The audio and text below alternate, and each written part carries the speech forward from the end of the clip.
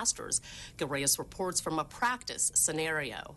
A rescue effort straight from a Hollywood disaster film. Crews rush to find victims after a commercial jetliner crashes in a residential neighborhood. But don't worry, it's just a drill. And a first specifically for Los Angeles City firefighters at Universal Studios. LA City fire crews say this marks the first time Universal Studios has opened up its facility specifically for departmental training. And what a training site they chose, the actual War of the Worlds set, complete with a 747 plane, destroyed of course, and a prop to help simulate an emergency situation. It's all part of urban search and rescue drills taking part throughout the state over 2 days. The drills issued by the governor's office and the Federal Emergency Management Agency, or FEMA. Here in Southern California, crews from LA, Orange, and Sacramento counties are teaming up. Whether it's an earthquake, whether it's a fire, whether it's a terrorist incident, whether it's a weather event, we need to be ready for that moment when our people are going to depend on us. At another training site in Sherman Oaks, crews test a new firefighting tool called a multi-rotor copter. It's a military-style drone the size of a child's toy. LA City firefighters are now considering using it when manned aircraft are too dangerous to deploy. There might be hazardous materials, there might be the roads that just don't allow us to get there, overhead wires, active shooter. The multi-rotor copter can shoot photos and video from up to 400 feet away and transmit images back to ground crews in real time. In case an earthquake topples a freeway, crews test out their Pomeroy drills, which can penetrate concrete. And with the help of cameras and K9 units, can help crews find victims stuck in the rubble. Part of a multi-agency effort to ensure a speedy, coordinated response when disaster strikes. In Sherman Oaks, Gil Reyes for LA This Week. You can do your part to prepare for disasters by putting together an emergency preparedness kit. For details on this and other life-saving tips, go to readyla.org. LA City Council members have unanimously signed off on a package of revisions to Mayor Eric Garcetti's 2014-2015 budget proposal. The council's $8.1 billion budget bridges the projected shortfall of $242 million in the upcoming year with the help of taxes, savings on employee pensions and benefits, surplus funds, and the city's reserves.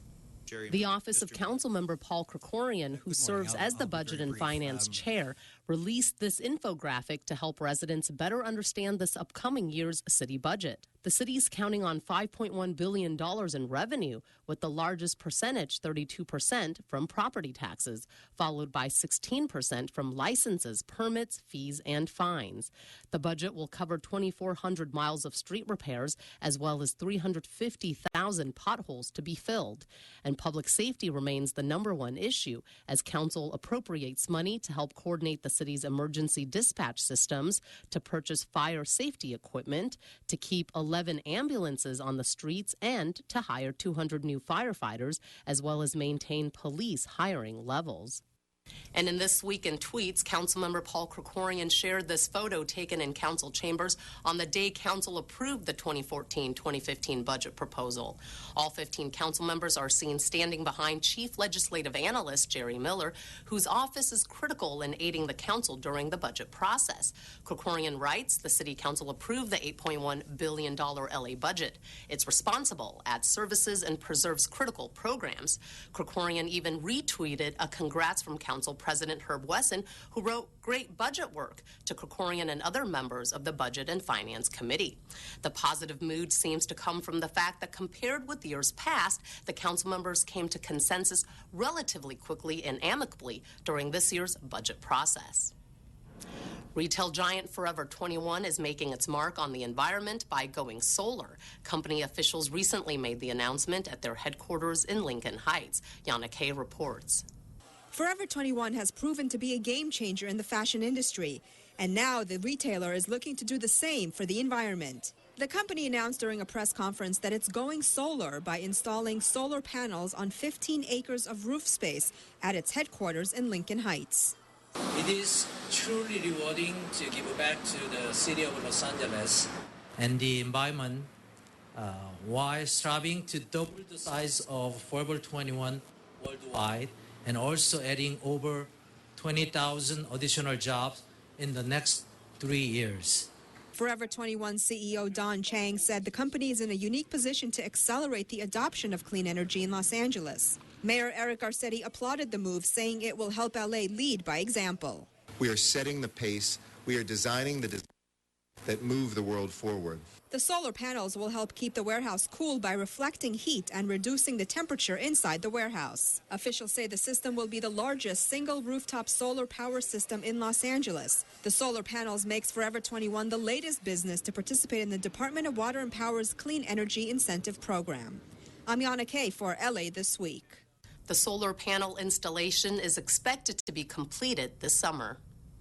Well, the city has been celebrating Asian American heritage during the month of May. And for his part, the LA City Attorney took the opportunity to highlight the legal contributions of Asian Americans.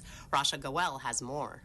It was a rare opportunity, a chance to hear trailblazer California Chief Justice Tani Kantil Sakauye speak openly about her experiences. Sworn into office on January 3, 2011, Kantil Sakauye is the first Asian Filipino American and only the second woman to serve as the state's Chief Justice. And so you graduated from law school, and then you did something that most people here don't know you did. You became a blackjack dealer. I don't know if anyone remembers their first year in law school. It was hard to get a paying job, and so I went to Harrah's and dealt 21 for the summer. At this special event presented by LA City Attorney Mike Fuhrer and the Asian Pacific City Attorneys Association, Kantil Sakauye, the 28th Chief Justice of California, spoke candidly and humorously about her experiences. Attendees also had the opportunity to ask the Chief Justice questions. I wanted to hear your thoughts on the current controversy surrounding affirmative action, both as a person from such a diverse background and as Chief Justice. I see both sides, and I also think that in terms of what we do for the judiciary, that's the kind of decision that's best left to the legislature because they have the forum to actually hold the hearings and take the testimony. Los Angeles Deputy City Attorney Kenneth Fong was also recognized at the event as the Asian Pacific American City Attorney of the Year. Ken, you are a model for what it means to be a genuine team member in an office where we value collaboration exceptionally highly. Sometimes we feel like cogs in a wheel, but I think if we step back and we look at what we're a small part of, I think we can feel really proud of ourselves. And it is a moment to feel proud, not only for their accomplishments, but for the examples they are setting for future generations. I'm Rasha Goel for LA This Week. And judging from Gil's report, as long as you've got passion, you can achieve great things. And at City Hall, a new program is offering free courses for those passionate about city government. Anna Marcos tells us all about Civic University. You're seeing the ABCs of city government on warp speed. The city's long-running City Government 101, a course which teaches residents about local government, has evolved into this two-day classroom pilot project called Civic University, a team effort by the mayor's office and Cal State LA to make residents more civic savvy. If that was college, this is kind of like grad school. This is the extended course that will go deep into how people can get involved, serving on commissions, getting involved with their neighborhood councils, changing laws. All the political scientists like myself know that basically the more knowledge people have about the system, the more likely they are to participate. And this is a city that's had low voter participation, but even those who vote often don't know how the government works. The course is divided in two parts. The first covers the basic workings of government. Citizens come up with an issue they want to change in their community. The next class covers how to bring about that change. We ended up settling on communities that don't have libraries, and many of those are lower income. The proliferation of medical marijuana clinics and the need to regulate that, and in East Hollywood, for example, we have over 50 in a 3 square mile area, which is insane. Something nice for the community, because not only would it bring business, but it would bring jobs. Organizers aim to spread the word about Civic University, and eventually they will offer a certificate course in local government at Cal State LA because they believe that citizens with a little knowledge and participation can change not only laws, but their entire communities. I'm Anna Marcos for LA This Week. For more information on Civic University, you can call the mayor's office at City Hall or the Pat Brown Institute at Cal State LA. It's been a couple of years since a familiar Hollywood building was officially registered as a National Historic Monument. Now those who made it possible are getting some much-deserved recognition. Siobhan Burton reports. You've likely seen or heard of this school before. It's the alma mater of several celebrities, including Carol Burnett, Judy Garland, and John Ritter. But Hollywood High School is actually a star in its own right, having made it onto the National Register of Historic Places. 1, 2, 3. All right. While the school has been on the National Register since 2012, bronze plaques are just now being unveiled to thank those whose hard work helped place the school on the coveted list. Hollywood High makes me proud a lot more than I make Hollywood High proud, I promise you. Los Angeles Unified School District Board Vice President Steve Zimmer, himself an alumni, was among those whose efforts were recognized. Council members Mitch O'Farrell and Tom LaBonge say Hollywood High School is among the city's many landmarks. For me, Hollywood High was this mythical place, and I think Hollywood and Hollywood High School is mythical for people the world over. Congratulations on this recognition, and Christy, there's nothing like our high schools, there's nothing like Hollywood High. Hail, hail, hail Hollywood High! From Hollywood, I'm Siobhan Burton for LA This Week. It's a one-of-a-kind art show tucked in an out-of-the-way corner of downtown LA. We're talking about the Brewery Art Walk, which takes art to a new level. Anna Marcos shows us why. The largest art colony in the country is throwing its doors open to the public. Twice a year, the 800 artists who live at the brewery give Angelenos an up-close look at their art. The artists tell us why there's no show like the Brewery Art Walk anywhere. There's not a lot of commercial going on here. You're not going to see all of the restaurants and everybody else kind of turning it more into a street fair. This is strictly about art. When you go door to door and you walk inside someone's home and you see the work that they do day and night, what they're sacrificing for, what they're, it's really inspiring. Visitors get treated to a wide range of artwork, from paintings to sculpture to performance art. Artist Kevin Raleigh tells us how he got started as a mixed media photo artist. I took a little black and white photo, covered it in oil paint, took some tissue paper and rubbed it off, and that was the first what I call oil graphs, this hybrid between photography and oil paint. From the laid-back atmosphere to the old commercial warehouses turned artist studios, everywhere you look, art trumps commercialism here. But if you want to buy a piece of artwork, that's all right too. I'm Anna Marcos for LA This Week. For more information, visit breweryartwalk.com. One of LA's most recognizable streets, Sunset Boulevard, is showing its age, but as Tara Gibson reports, improvements are finally being made to help the iconic street preserve its star power, and it's starting first in Echo Park.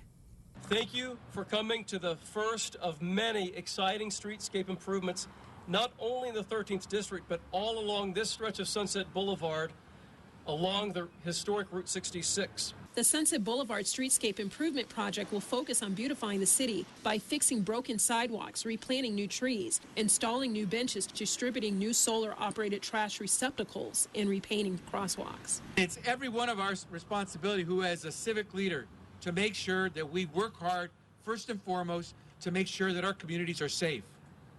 Not only that they're safe, but that there are places that make us proud.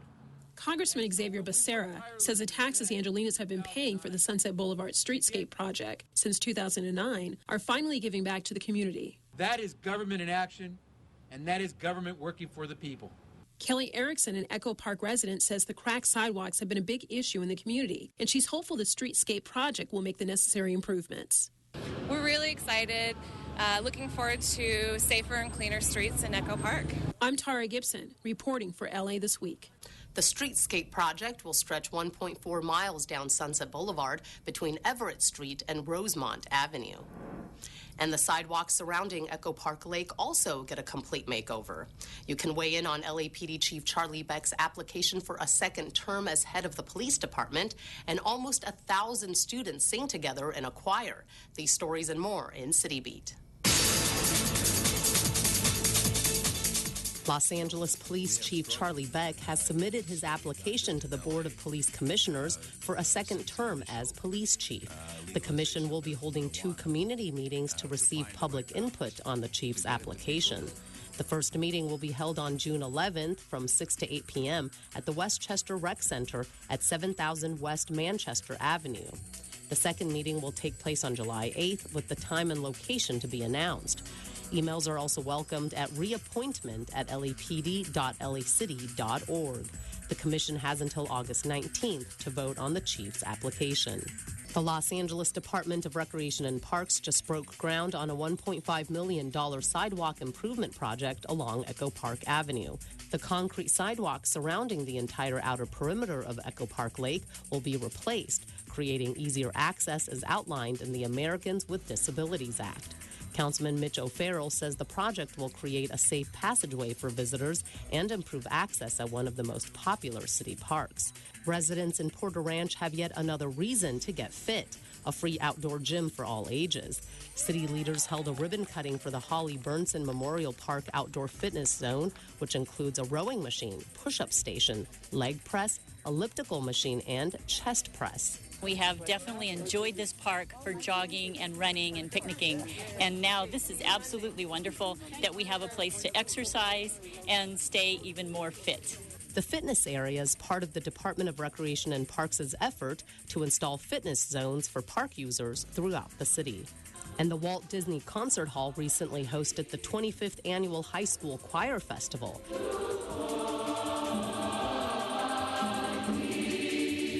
The festival is one of the largest high school choir festivals in the nation, showcasing the vocal talents of 900 students from 28 Southland high schools and a massive chorus conducted by Los Angeles Master Chorale Music Director Grant Gershon. These are all schools from the LA area that have strong, vibrant music programs. And that is, of course, for the teachers, a huge challenge. And so the point of this festival is to shine a bright light on these incredible programs that are happening and to feature them here at Disney Hall. Students from LA's Venice High School and the Ramon Cortinas High School for the Arts were among those participating. As we've regularly reported, the city is committed to opening 50 new parks, and recently community members gathered to accept a large check towards a park in Chinatown. Siobhan Burton has the story. Los Angeles County Supervisor Gloria Molina was in Chinatown to present Councilman Gil Cedillo with a $950,000 check towards developing a new park in the area. It's all part of the Department of Recreation and Parks 50 Parks Initiative. Recreation and Parks will be the operator of the park. We'll be working with the Bureau of Engineering on the design, and we'll do the operations and maintenance, and it'll be a park in perpetuity. The new park will take this uneven slope of unused land at the corner of Ord and Yale and turn it into a park with landscaping, irrigation, stairs, walkways, and fitness equipment. It will also provide a passageway from the outer edge of Chinatown into the heart of the community, adding a safety benefit for all residents, especially children. We got a bunch of great kids, and we're really excited. I think they're very excited. They're going to, this is going to augment the areas for them to play, to come and, see the community. Particularly very excited how this interfaces with our city library and then with our schools. And what do kids think about the new park in the neighborhood? You guys all happy about this park? Yes! The children were mostly excited that the park would bring a new element of fun to the community. I'm Siobhan Burton for LA This Week. In this week's list of things to do, a Grunion Run, an LAPD car show, and the LA Wine Fest. On Friday, May 30th, celebrate Southern California's very own grunion fish by attending the Grunion Fishtival from 7 p.m. to midnight. See the fish that come out of the sea at the Cabrillo Marine Aquarium at 3720 Stephen M. White Drive in San Pedro. In honor of the silver grunions, wear an aluminum hat and you'll get in for free. Otherwise, admission is $5 for adults and $1 for seniors, students, and children. For details, go to CabrilloMarineAquarium.org. On Saturday, May 31st, from 9 a.m. to 3 p.m., head over to the Warner Center Park at 5800 Topanga Canyon Boulevard in Woodland Hills for LAPD's 11th annual Still Saving Lives car show and safety fair. You'll get to see an LAPD helicopter, the LAPD motorcycle drill team, as well as the SWAT, K-9, and bomb squad units. Admission is free.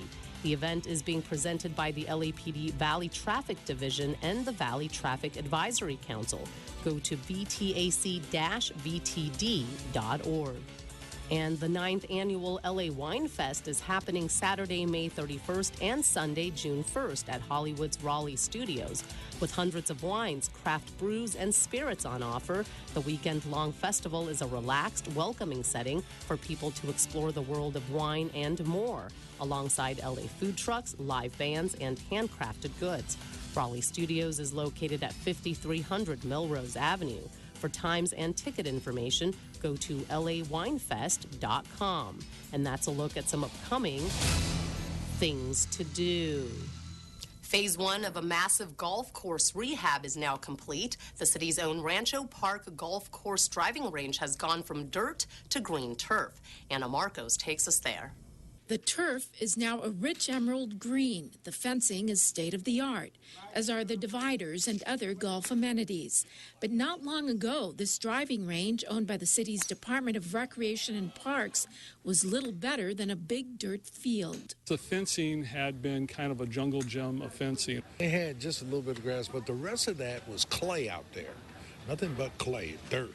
If the wind came up, the dirt was flying in everybody's faces. Welcome to the newly renovated Rancho Park Golf Course driving range, a $1.2 million project paid for entirely with golfer fees. We understand that it's actually already bringing in more revenue, and the fact that the city is running our own golf facilities instead of contracting out facilities like this. We're actually bringing in more revenue. We're getting more participation. Councilmember Paul Koretz helped mark the official grand opening of the new driving range, which has been open for a while now. Koretz even tried his hand at the tee line. Well, I'm not much of a golfer, but hey, I got lucky and got off a good drive. Everyone, it seems, has fallen in love with the new driving range, whether they carry teddy bears on their golf clubs or they tee off like old pros or are trying it for the first time. Golf is a royal sport to me, and I want to learn it. The adjoining Rancho Park Golf Course has hosted many Los Angeles Opens and PGA tournaments. Now the driving range has also stepped up its game. I'm Anna Marcos for LA This Week. Phase 2 of the Rancho Park Golf Course renovation will include improving the restrooms and other nearby buildings. Thousands of students learned a valuable lesson about the impact trash can have on our environment as they hit the sand for a major cleanup. Yana Kay explains. We found a plastic bag, we found wood, we found bottle caps, plastic, tin foil. Others even found batteries. And that's only a small sample of what these fourth graders picked up on the beach during the 21st annual Kids Ocean Day cleanup at Dockweiler State Beach in Playa del Rey. If we didn't pick up trash today, all this will get washed to the water and it will just choke other animals and kill them. Yeah, that's right. Nearly 4,000 students, teachers, and volunteers scoured the sand looking for trash that may be harmful to the environment and to sea animals. I found this plate that is like a plastic plate, and I thought that it might scratch them, so that's why I picked it up. The message of this Ocean Day event is Clean Me Up, and the goal is to show kids the damage littering can cause on our environment and oceans, and the kids seem to be hearing it loud and clear. there is more awareness of the effects of trash on the street. They're getting that the trash goes down to the ocean. More and more I'm seeing that, yes. Now, most of these kids are using this cut-out 1-gallon milk bottle. It makes it much easier for them to clean up the trash off the beach. We believe very strongly that by working together through zero waste, through recycling and reusing, that we can make a better Los Angeles and a cleaner Los Angeles. Officials hope the kids' strong connection to the ocean will benefit our overall environment. I'm Yana Kay for LA This Week.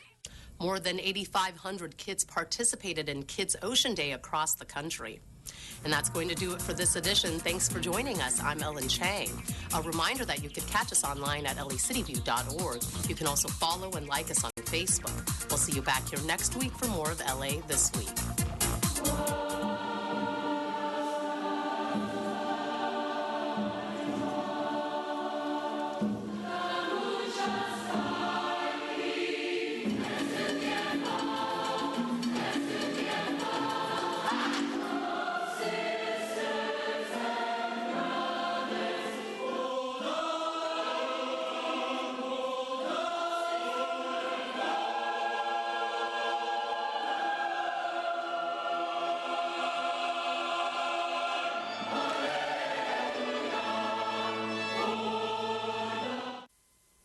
There's more you can do to prepare for the next major earthquake in California.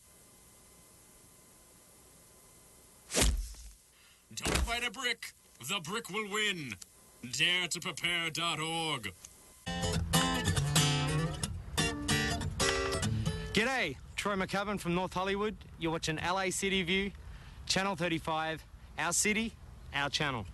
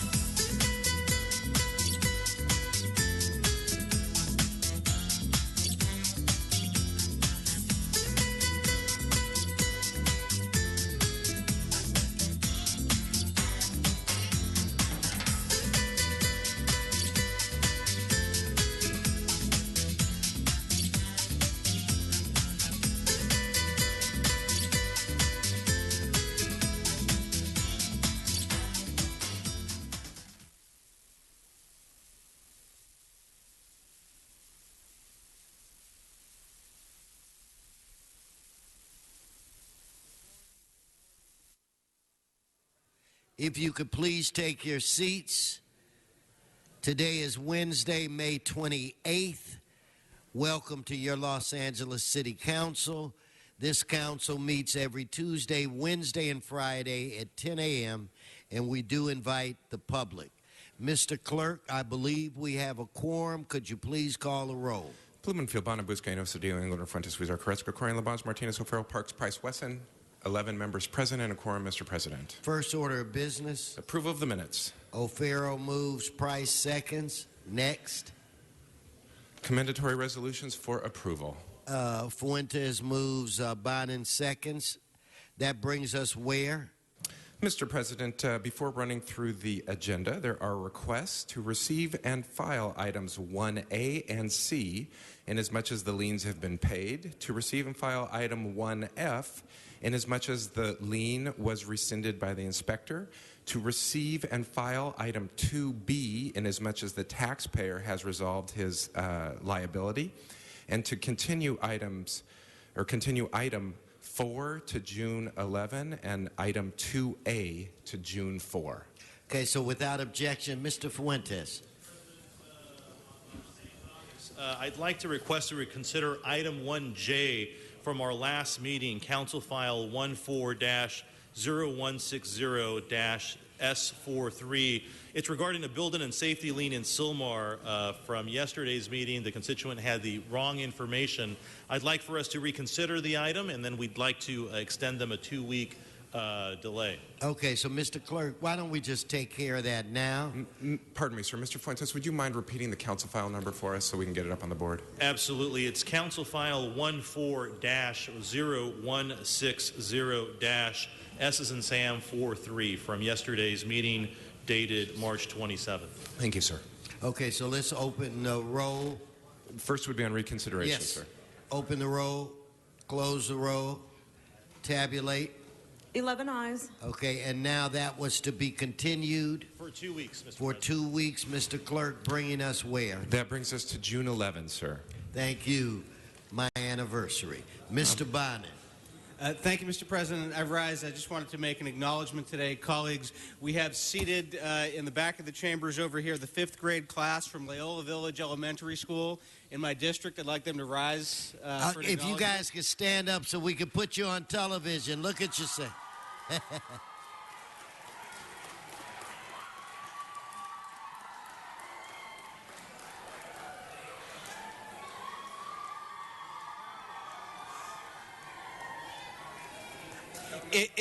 It's never hard. It's never hard to get 80 residents of CD11 to stand up in a crowd. I'm just glad to see them cheering in a positive mood today. And we will take that. I want to give a special shout out. I got a special request from Monique Earle, who used to work in the mayor's office, and for Mr. Parks, who's with the Office of Finance now.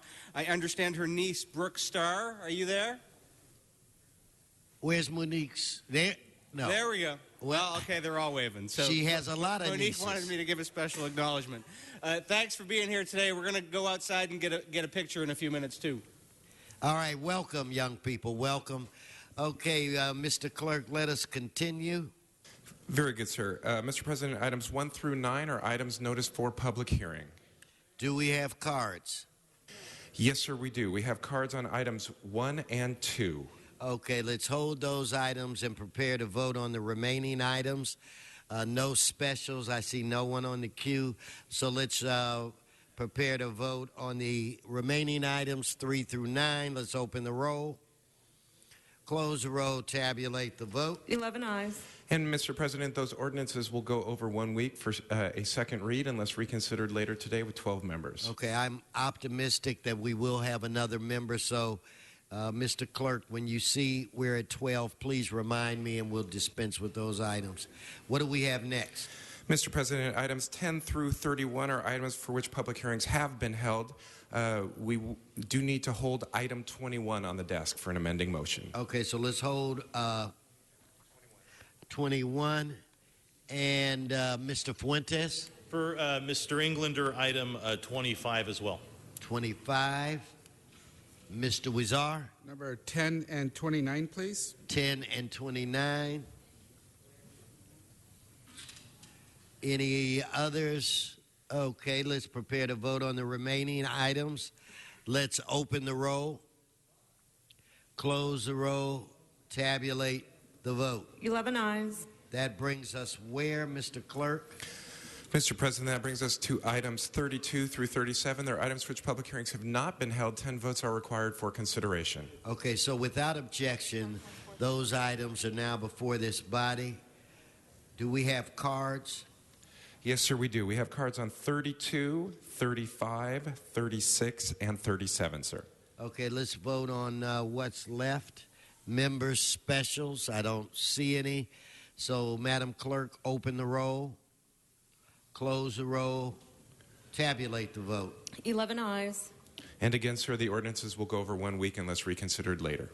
Okay, thank you. Let's, that brings us where? Mr. President, before moving on, we do have a request from member to send item 31 forthwith. Without objection, that'll be the order. Very good, sir. That takes council back to presentations. Mr. Cedillo, would you be prepared? So at this point in time, we want to turn the floor over to Mr. Council Member Gilbert Cedillo.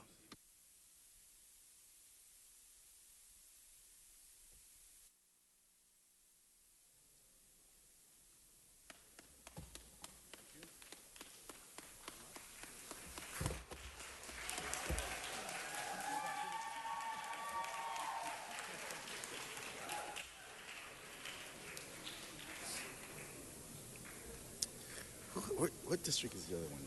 Crenshaw. Crenshaw's in Bernard Parks District. Mr. Parks, you want to join us on this? This is...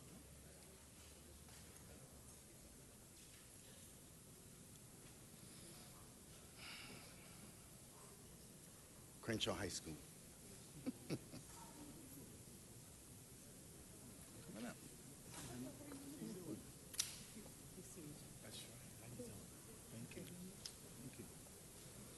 Council members, I'm very proud, very excited to be up here today to talk to you about a very important program and a great partner.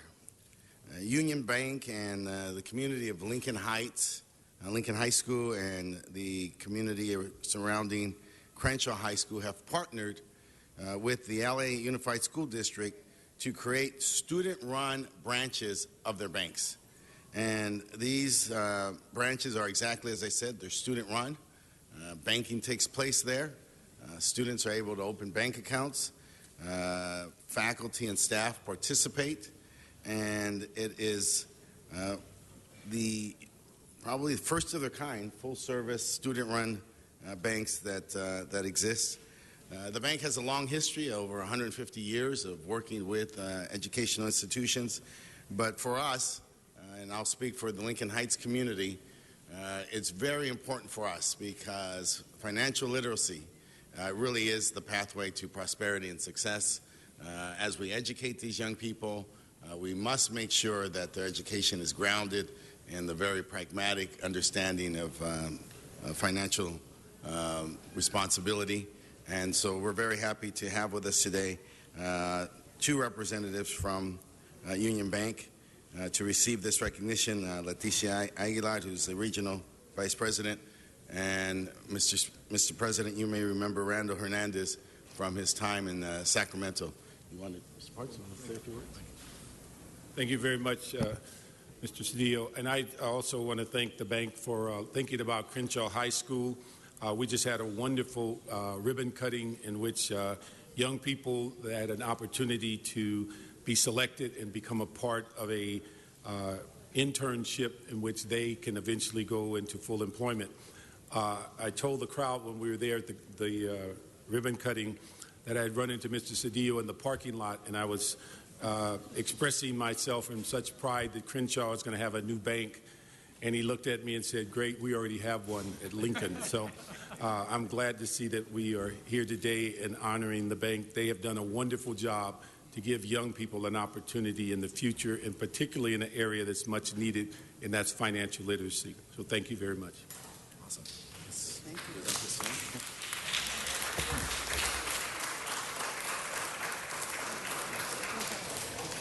Look at the camera.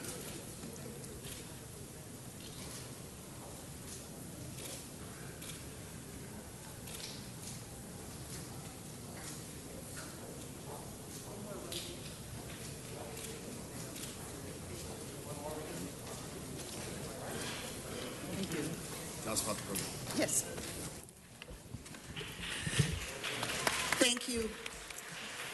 Welcome. Thank you very much. Representing again Union Bank, and on behalf of Union Bank and all of the employees, we accept this award. Thanks for the recognition. I also want to sincerely thank our Councilman Cedillo and, of course, Councilman Parks for their support and their leadership, and for attending the grand opening as well. This is one way that Union Bank invests back in the community and supports financial literacy, one of our strategic initiatives as a bank. We look forward to opening a couple more in LA, and we will be opening another 3 across the state of California. Thank you all very much for this wonderful award. No, thank you and congratulations. Council members, also want to extend a thank you very much to Mayor Garcetti and his staff, particularly Deputy Mayor Kelly Bernard, who has been a strong supporter of our economic and workforce development efforts, including the financial literacy program, and was with us at the Crenshaw grand opening. So we thank them for their support as well. And thank you for the honor. So we will give a shout out to Kelly. We appreciate that. All right, thank you. And again, congratulations. Let's give them another round of applause. Thank you so much. Thank you. Mr. Clerk, I believe we are at 12 members. Would you like to reconsider the ordinances? Very good, sir. Those would be items 3, 5, 6, 7, 8, 9, 12, 33, and 34. Okay, so let's vote on reconsideration. Let's open the roll, close the roll, tabulate the vote. 12 ayes. Mr. President, those matters are now before you. So now let's vote on those items. Let's open the roll, close the roll, tabulate the vote. 12 ayes. We're going to do item 32, called special by Mr. Walsh. Item 32.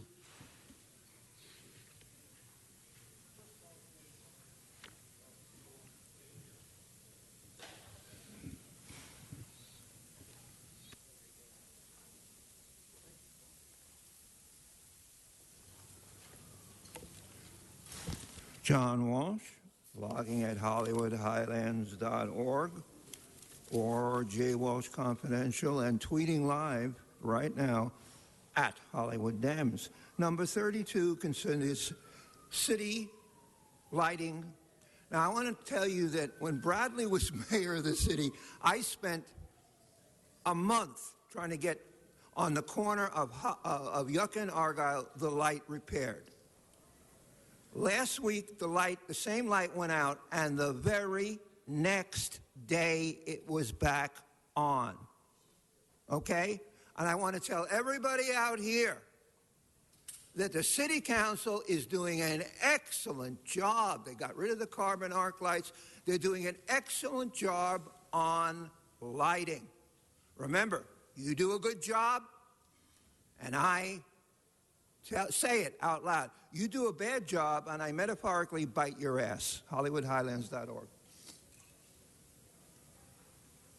Let's prepare to vote on that item. Let's open the roll, close the roll, tabulate the vote. 12 ayes.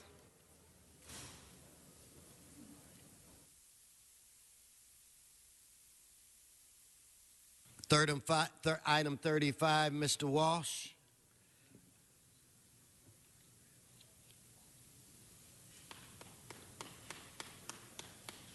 No applause. Come on, Mr. Walsh. Item 35. You may want to hang around for a couple items, too.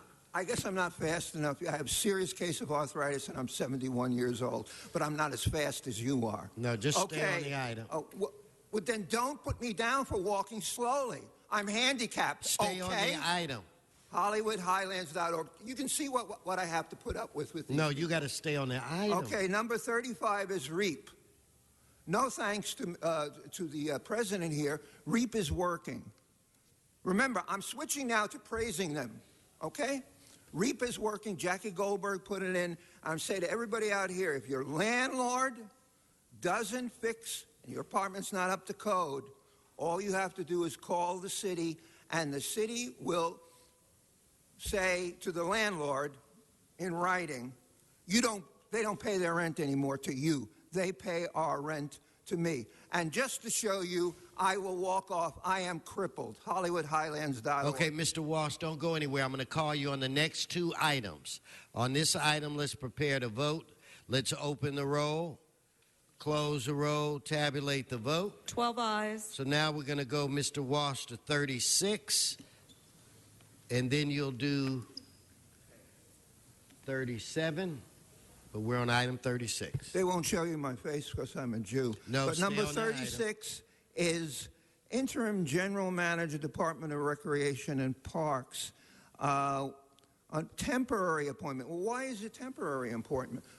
Because the mayor hasn't decided. He's selling off this job to somebody. The Garcetti hasn't decided. He's got to make sure that the person has never had a conversation where he mentioned the Magic Johnson. With this appointment of the general manager, Michael Schull, where is he? The problem. There's only really one problem with the parks, and that is south of Wilshire, the parks are controlled by the gangs. You can't get in the parks. At night, it's incredible. People are raped and killed in our parks. HollywoodHighlands.org. Cripple John signing off. Okay, stick around. Let's prepare to vote on that item. Let's open the roll, close the roll, tabulate the vote. 12 ayes. Now we're going to go to 37, Mr. Walsh and Mr. Herman, item 37.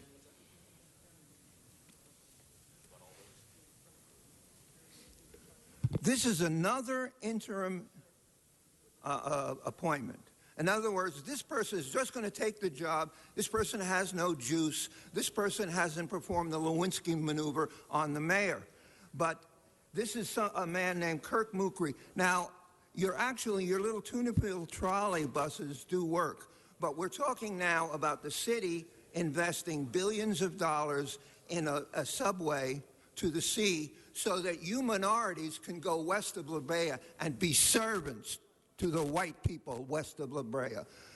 This is Mr. He's been around a long time, Mr. Mukri, but in fact, your entire transportation system is racist.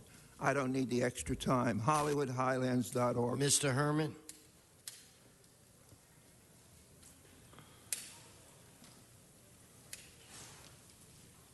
Mr. Mercury, congratulations. See that the city is going to keep you on board.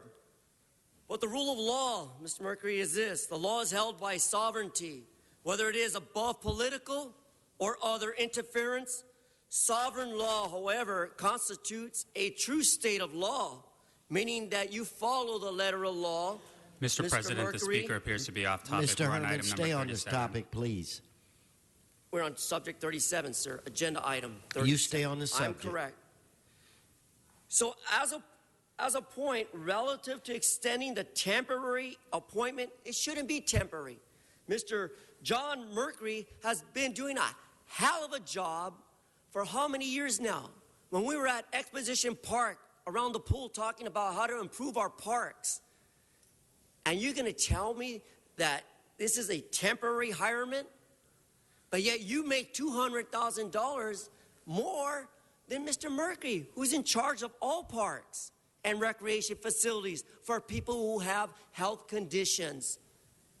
So where am I wrong, Herman? Where am I wrong when I talk about the sovereignty of applicable enforcement by an individual who will provide under ADA the compliance to provide us with beautiful parks and places to have excitement and entertainment? So let me take a moment to pray for Mr. Mercury's appointed for part-time. All of you, take a moment of silence, 1 minute. If you're not speaking. Thank you, Mr. Mercury. And so, Mr. Mercury, do a good job for this related issue of time you have. John Kirk Mercury of the Public Works Department of Parks and Recs. You're doing a great job. Keep it up. Highlights. Okay, let's prepare to vote on this item. Let's open the roll. Close the roll. Tabulate the vote. 13 ayes. Mr. Clerk, can we move to item 25? Yes, sir, we can. Item 25, it was called special by Councilmember Fuentes for Councilmember Englander. Well, Mr. Englander is here and on the queue. Thank you very much, Mr. President and colleagues. I ask for your aye vote in this. What we're trying to do is, in this resolution, urge the state of California to have a Medina alert and ask LAPD to report back on the feasibility of having such a program here. What this does is it will give drivers on the road an alert system similar to the AMBER system for hit and runs, severe and fatal hit and run accidents. We've seen since 2007 nearly 1,000 hit and run, severe hit and run accidents or fatalities here in the city of Los Angeles. That's roughly 100 a year. With that, it's too many. One is too many. You can't put a price on a life. And in fact, I believe it was Mr. Buscaino and I that working in Public Safety Committee said that we will no longer not only tolerate these heinous crimes, these cowardly acts, when you hit someone and leave and flee the scene and don't stop to render aid. Don't call 911. When you do that, we will no longer in the city call that an accident. It is a crime, and it will not be tolerated. So what we're trying to do is utilize technology that we already have in place today. Utilize Nixle systems, utilize Amber Alert systems, cell phone alerting systems, that if you have any information that can lead to the apprehension and conviction of one of these cowards that flee the scene and leave someone to die in the street, you will be apprehended. Colorado has done this. They had 17 so far Medina alerts that led in 13 apprehension and convictions. The systems work. So I ask for your aye vote and support this and utilize additional tools to help LAPD and particularly those loved ones that have to deal with the loss or the critical injury of one of their family members. Thank you. Thank you, Mr. Englander. Mr. Buscaino. That's a good point. Thank you, Mr. President. Mr. Englander, thank you for leading this effort and supporting this resolution. Colleagues, you know, Los Angeles is the hit-and-run capital of the country. We need to change that. We need more tools in the toolbox by using smartphones and technology to change the culture of hit-and-run crimes in the city of Los Angeles. Enough is enough. And if this bill in Sacramento is going to do just that, then we need to call upon all cities across California to adopt this resolution and make sure that we give people who witness hit-and-run crimes another tool in the toolbox to report the crimes, and also with the ultimate goal of arresting these thugs out there, these knuckleheads who are fleeing the scenes of hit-and-run crimes. I ask for aye vote as well. Thank you. Mr. Cedillo.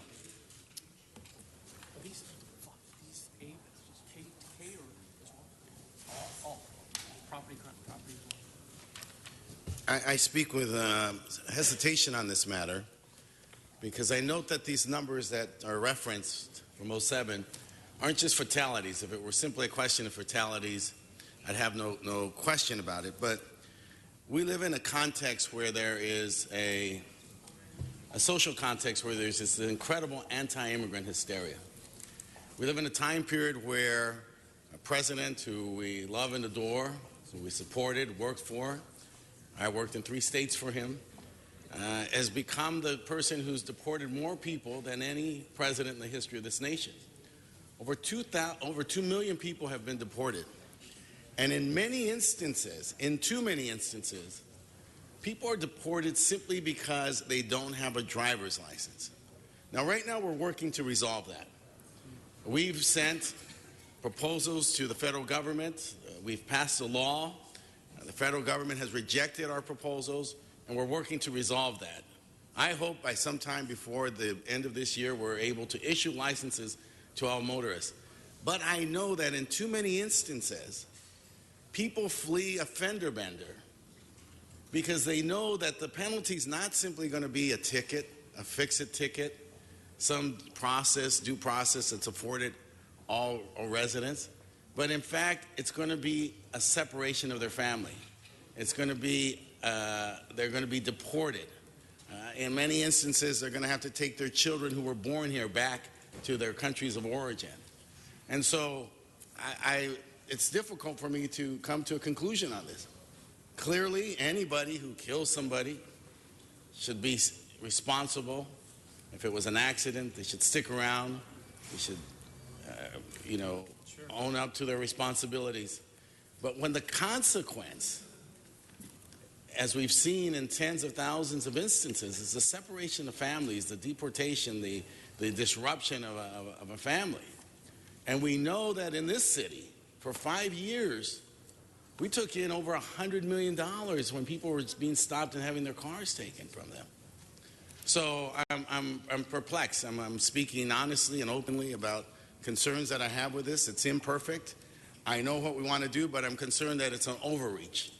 And I'm concerned that at this moment, when we're trying to rectify in a very real way many of these problems, that it's difficult for me to support this proposal.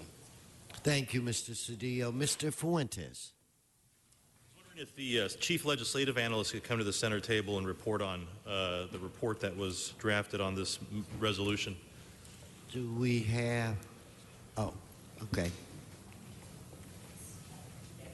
Joshua Drake from CLA's office. Good morning. If you could give us some of the highlights and the conclusions of the summary that you prepared, but if you could also help me understand, is there any current legislation pending before the state legislature right now that would affect this? No, there's no state bill as of yet.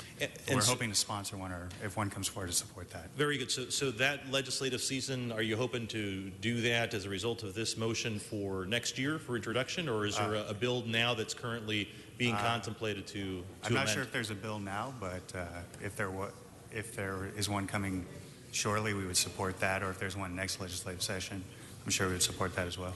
And can you help us understand a little bit of the spirit of your analysis here, some of the high points here? Yes.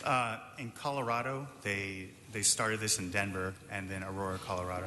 And what it is in hit-and-run incidences with serious or fatal injuries, it's not all hit-and-runs. It's not fender benders. And there has to be a description of the vehicle. They flash on the boards, much like an Amber Alert, and it assists them in capturing people who have seriously injured or killed somebody. And they've only used this a handful of times. So they've only used the and does the legislation in they've only used the Medina Alert itself. The Medina Alert, very good. And does the legislation in Colorado offer any additional penalty for or any crime enhancement for violating? Was there any associated penalties added to it, or was it just strictly an alert function? It's just strictly an alert function. Very good. Well, colleagues, clearly, I think Mr. Cedillo raises some very important points here. I think it's hard for drivers to understand what is a severe or critical injury. Certainly, we don't want anybody to run away from the scene of a crime. I mean, I think, as Mr. Buscaino and Mr. Englander said, it's a despicable act to do. But I am concerned about how it is that we're going to temper this resolution with the needs of Californians to be able to operate vehicles in a way that I think the legislature has voiced, but we have to sort of get there before I think we add additional alerts. I'm heartened to hear that there's time. There isn't a resolution currently pending before the state legislature that would that we'd miss an opportunity out. Is that correct? Not that I don't think there's anything yet. Very good. Well, understanding that that time is of the essence, and making sure that we have people understand how critical a crime this is. I think there's an opportunity here, colleagues, to have a conversation because there isn't legislation that's currently pending. Now, if we're drafting it, can you help me understand, will you be coming back with a proposal? Is that what this resolution would do? I'm not the guy who does that generally. So, who is the guy? John Wickham. Typically, what we do is once something like this is in place, we would work with our lobbyists to put together the language and find a legislator who would introduce this type of legislation and start moving this forward. So we could look for specific concerns that the council might want to incorporate in legislation like this to address the various issues that have been discussed. Very good. Well, given Mr. Cedillo's comments, it sounds like this begins the work, but we're not currently lobbying any legislation. Not yet. Very good. Thank you. Mr. Krikorian. I just want to rise in strong support of this motion. Yes, there is no current legislation pending at the moment, but I think Los Angeles needs to lead on this. Los Angeles has become the hit-and-run capital of America. It is a tragedy, and it is a despicable crime when people leave people wounded and dying in our streets. And I just absolutely think that it is imperative that we speak to our legislators. I mean, we pass resolutions here all the time about legislation that has almost nothing to do with the city of Los Angeles or its residents. This is an issue that is absolutely vital to the life and safety of our residents. And we need help from Sacramento to help resolve this and to help ensure that we bring the perpetrators to justice. So I stand in strong support, and I ask for your aye vote. Mr. Englander. Thank you. Thank you, Mr. Krikorian and Mr. Cedillo. Some of the concerns that you had brought up are also being addressed by LAPD in various ways. The Chief of Police, as you well know, put out an executive directive, a policy from his office that's been very controversial. Even amongst his rank and file, but to not impound any cars for those folks that don't have licenses. The whole idea and concept of this is to utilize technology that we have and nothing more. Whether it's a Nixle system that we have now, we're asking LAPD to report back on that. That's one of the components of this as well, where we can share information to go after those who are leaving those for dead on the side of the road, for those that don't stop to render aid, for the many and countless reward motions that we put in as council members looking to solve those crimes, to try to bring those folks to justice no matter who they are. This is a step in that direction. This is a step to create the dialogue between this city, which is the capital in the entire country for hit-and-run crimes.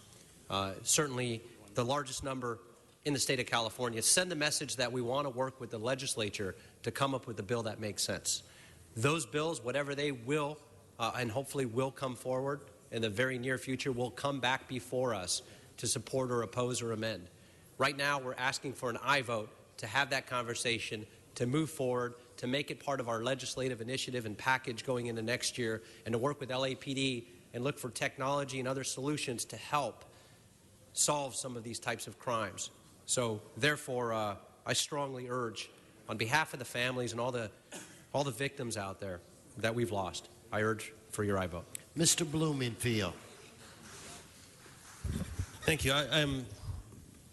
I support the idea here, and it's full support. I wonder if there isn't a way to solve this in terms of making it comfortable for everyone to support, seeing as we're putting in the language ourselves here, put in something, an amendment of some sort that would say, add into it something about such a resolution should be used for severe cases and should take full consideration of the impact it has on immigrants and particularly disincentives for driving, something to that effect, so that we still have the full weight and force of the resolution, which is to have the Medina system in there and in place, but we acknowledge in the subtext here that we want to be sensitive to the concerns that could be raised if a system is overused or if it is the impact that it could have on immigrants. I would ask this, that before we actually support actual legislation that would come out of Sacramento, that legislation would come back here as it does with everything else, to take a position of support, amendment, or opposition. I wouldn't water this down. Right now, as we're asking that we just work with the legislature and come up with a bill. Any bill that would come out would come before this body to support or oppose. Mr. Cedillo. Colleagues, I really and truly appreciate the dialogue. There are very serious concerns that are being raised, and Mr. Krikorian, I think you made a very salient point. And so the question is, how do we get to the middle? We're not going to do that today, but I think we can move this forward, and I would support the proposal. with that in mind, with the sentiment that we will continue to work on this, that there is a middle ground, that this is the beginning of the process, and that we will, through collaboration, get to that point where we don't overreach. It's not premature, and there is, I think, a political space there and a policy space where we find the right point that is sharp and precise and exact, so that we make sure that we take advantage of all the resources that are available to track those cowards. At the same time, have the sensitivity to the political context and the social context that exists in this city of immigrants. And so I would ask my colleagues, or I would stand to support my colleagues in this initiative, knowing that we can go forward and continue to work on it. Thank you. Thank you. So let us prepare to vote on this item. Let's open the roll. Let's close the roll, tabulate the vote. 14 up. Candido, the public comment was already satisfied. That's why I did not take your card. Mr. Blumenfield? I just want to take a moment. I wanted to welcome to City Hall the second and third graders of Walden School in Pasadena over there in the back. Where are they? Wave. Stand up and wave. They are led by Linda, Stina, and Jose. Look at the monitors, guys. You're on television. You're on TV. I want to make a special mention of one particular student who's the son of my Chief of Staff, Lisa Hansen, Nick Dunn. Nick, are you there? All right. Thank you all for coming here. And my staff is going to give them all the golden tour of City Hall. We appreciate it, and just give them a warm welcome for being here. All right, welcome. Mr. Bonin? Mr. President, a few minutes ago, I asked us to acknowledge and recognize the presence of a very loud and raucous and boisterous group of fifth graders from Loyola Village. Most of them have left, but another busload has arrived, so I'd like to acknowledge them as well. Stand up, stand up. Welcome. And this is the group that includes Brooke Starr, Monique Earle's niece. Where's Brooke? Oh. Okay. Also, Mr. President... Where's your niece? There we go. There she is. How are you? And, Mr. President, I'd also like to ask if we could send item number 30. Without objection. Thank you. Okay, Mr. Weezar, we have an individual from Los Angeles that desires to be a public servant and to share his knowledge with the greatest city on the planet. Would you like to take up item 10, or do we want him to wait for another hour and a half? I say we bring him on up. And Mr. I agree with President. And Mr. President, colleagues, this is Mr. Eric Bates. He has been recommended by our mayor to serve on the South Area Planning Commission. The Planning, Land Use, and Management Committee took up this matter about a week ago. We asked him some very tough questions, and we are very impressed with his background, his interest in serving on this commission. And so we wanted to introduce him to our colleagues and to ask for an aye vote. He serves as a California Deputy Attorney General, previously ran his own law firm, and served as LA Deputy Public Defender. And he earned his Juris Doctorate from Whittier Law School. Welcome, and anything you'd like to share with us? I would. Thank you. Well, first of all, you have to introduce your family, Mr. Bates. Yes, thank you. I'd be remiss if I did not. My lovely wife, Tracy Bates. Hi. My youngest daughter, Raina Bates. Raina. My beautiful mom, Vernette Bates. Hey, Mom. And my other photographer daughter, Alexa Bates. How are you? Okay, if you could just maybe spend a moment. Thank you. First, good morning, and I wanted to thank Council President Wesson and Council Member Weezar and the other distinguished council members here, and of course the Honorable Mayor Garcetti for the opportunity to serve on this commission. I've been able to witness firsthand the incredible work and dedication that the previous commissioners and current commissioners are doing in South Los Angeles, and it is with a great honor and dedication that I wish to continue that incredible work and make South Los Angeles a wonderful place for its residents as well as those who visit. So thank you again for this opportunity. All right, let's see if we can make your mother smile here. Madam Clerk, could you open the roll? Close the roll, tabulate the vote. 14 ayes. Congratulations.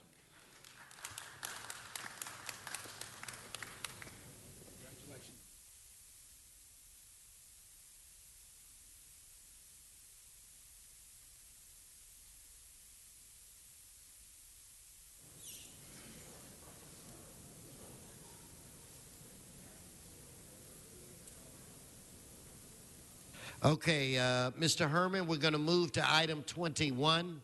Mr. Herman, please come forward on item 21.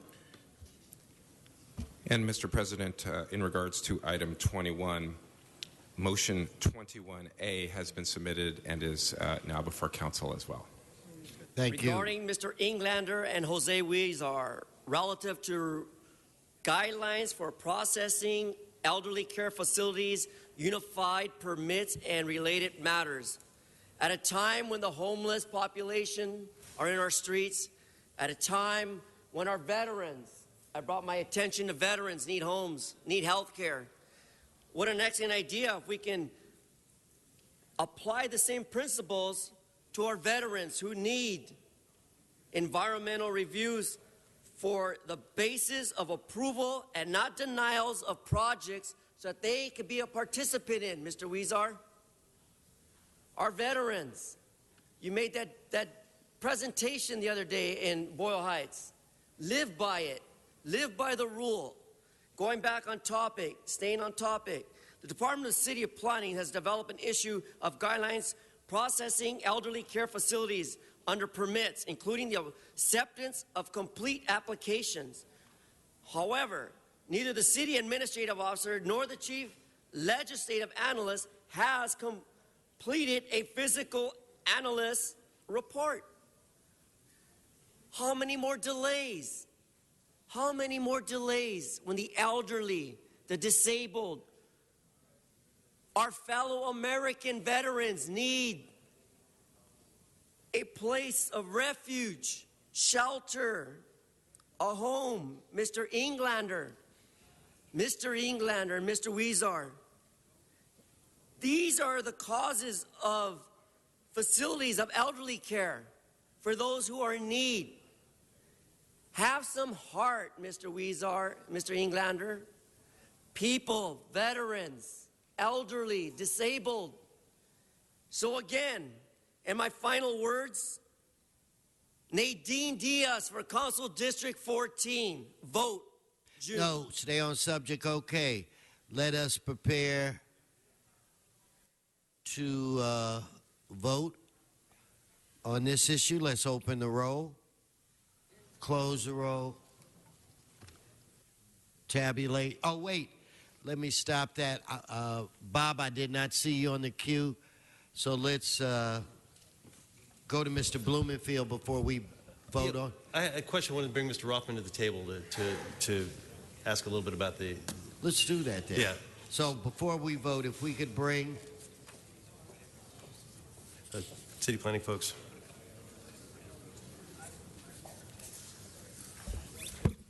And I'm just figuring it out now because I don't have the guidelines. Are they guidelines or is it technical? Because we've worked together, and I had that round table in my office where we brought people together to talk about ideas and very focused on wanting to make this the best it can be.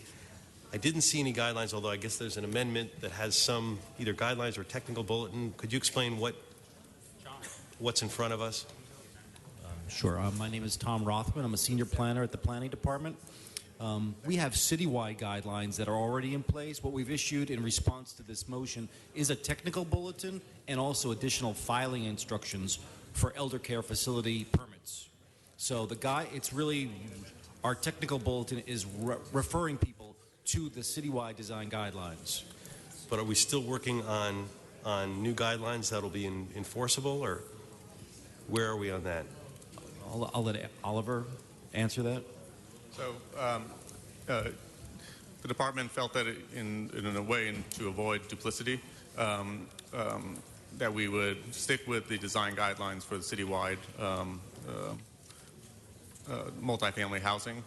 The new technical bulletin essentially acts as a sort of a guideline for the planning staff in reviewing elder care facility projects as well as decision makers. And the new filing instructions requires of the applicant to provide information which will allow for staff to analyze projects in accordance with a lot of the concerns that the community has brought forth. Okay, so in terms of the, is this going to help us with the legal challenge? We've had a lot of legal cases here because of the ambiguity, around issues of compatibility and some of the other issues. Is this moving us in that direction, or we still have a ways to go on that? I think what we're now doing is we're eliciting a lot of the information that required planning staff to draw out from a project. Now it's being brought forth early on in the process by the applicant to determine whether or not projects are compatible or not. Ultimately, it doesn't preclude an applicant from filing whatever type of application they'd like, but it will now sort of bring to the fore whether or not a project exceeds density, how much it exceeds density, if it exceeds height, how much it exceeds height. It all of a sudden becomes incumbent upon the decision maker to determine whether or not it is compatible or not with its surrounding community. Okay. Well, I see I'm over my time, but I'm going to move forward on this. I think we're moving in the right direction. I still want to work with you all on trying to get clear guidelines. It's been an issue where, as you know, we had a roundtable with opponents and proponents, and I just feel like there's a lot of ambiguity out there. If we could just tighten it up, we could do everybody a service. But that, as far as that goes, we want to move forward with what we're voting on today, and we'll support it. So thank you. Mr. Huizar. Thank you, Mr. President. And Mr. Blumenfield, I share your concerns. And the bigger issues concerning these facilities we're discussing in Mr. Englander's committee, and those will come to us. These are more just some, I don't know if we could call them technical, but it's more procedural amendments on how we go about this, correct? Yeah. Correct. Okay.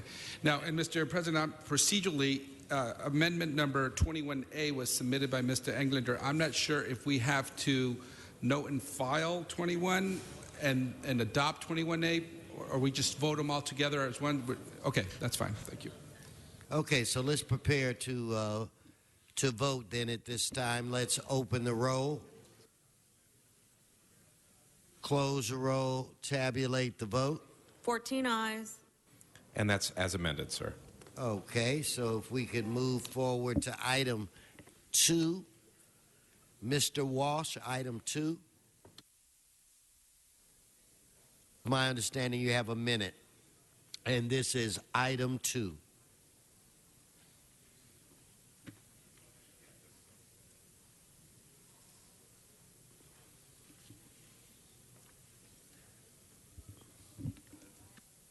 John Walsh, blogging at HollywoodHighlands.org or J. Walsh Confidential. Email us at hollywooddem's@gmail.com.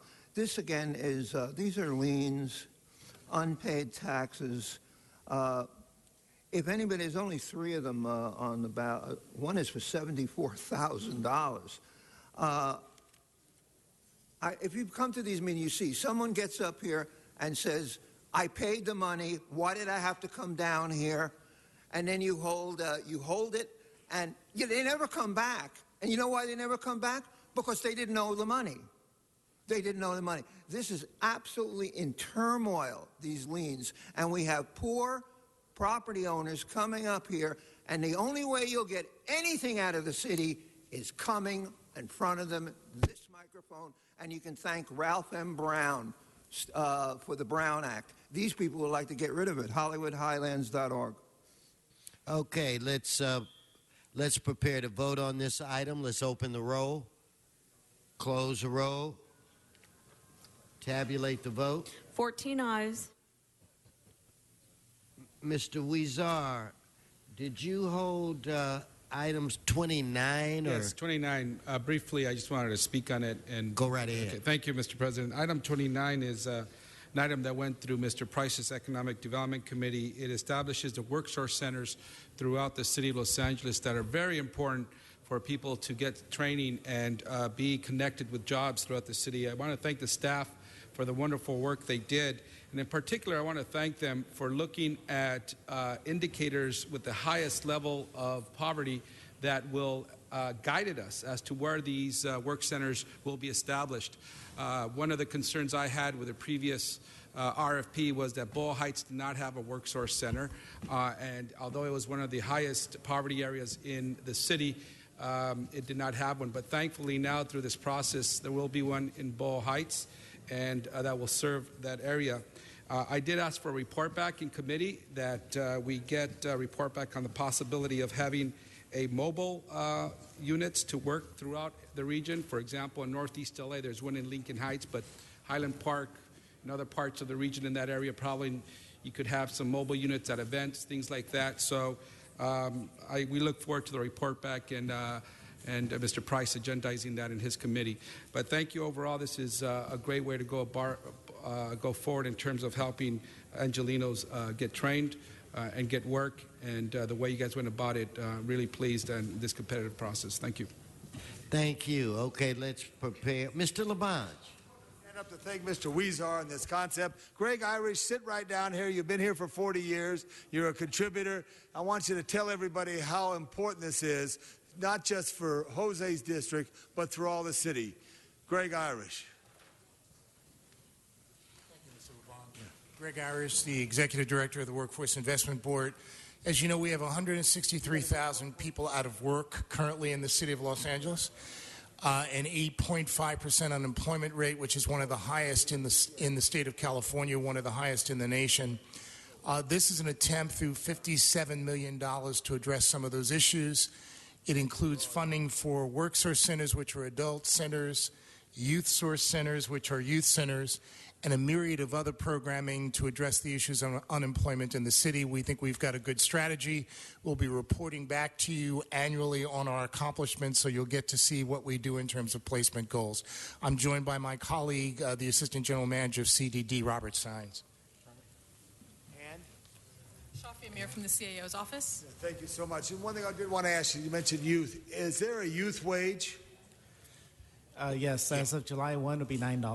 $9. And if we up the minimum wage, does that mean the youth wage goes up, or is there a youth wage? No, it's not a specific training Well, wage. let me just ask a question. I want you to just study that, because I'd like to hire more youth in the future, but if there's limited funds, I'd rather have 2 individuals making $9 an hour than 1, if you understand, for youth programs that we have. It's just a factor we're going. I do support the increase in the minimum wage, but I want to talk about youth wage later on. Mr. Weezer, thank you for bringing our attention. Mr. Irish, it seems so like yesterday. Thank you. It's not 40 years. I know. But who was the councilman you worked for first?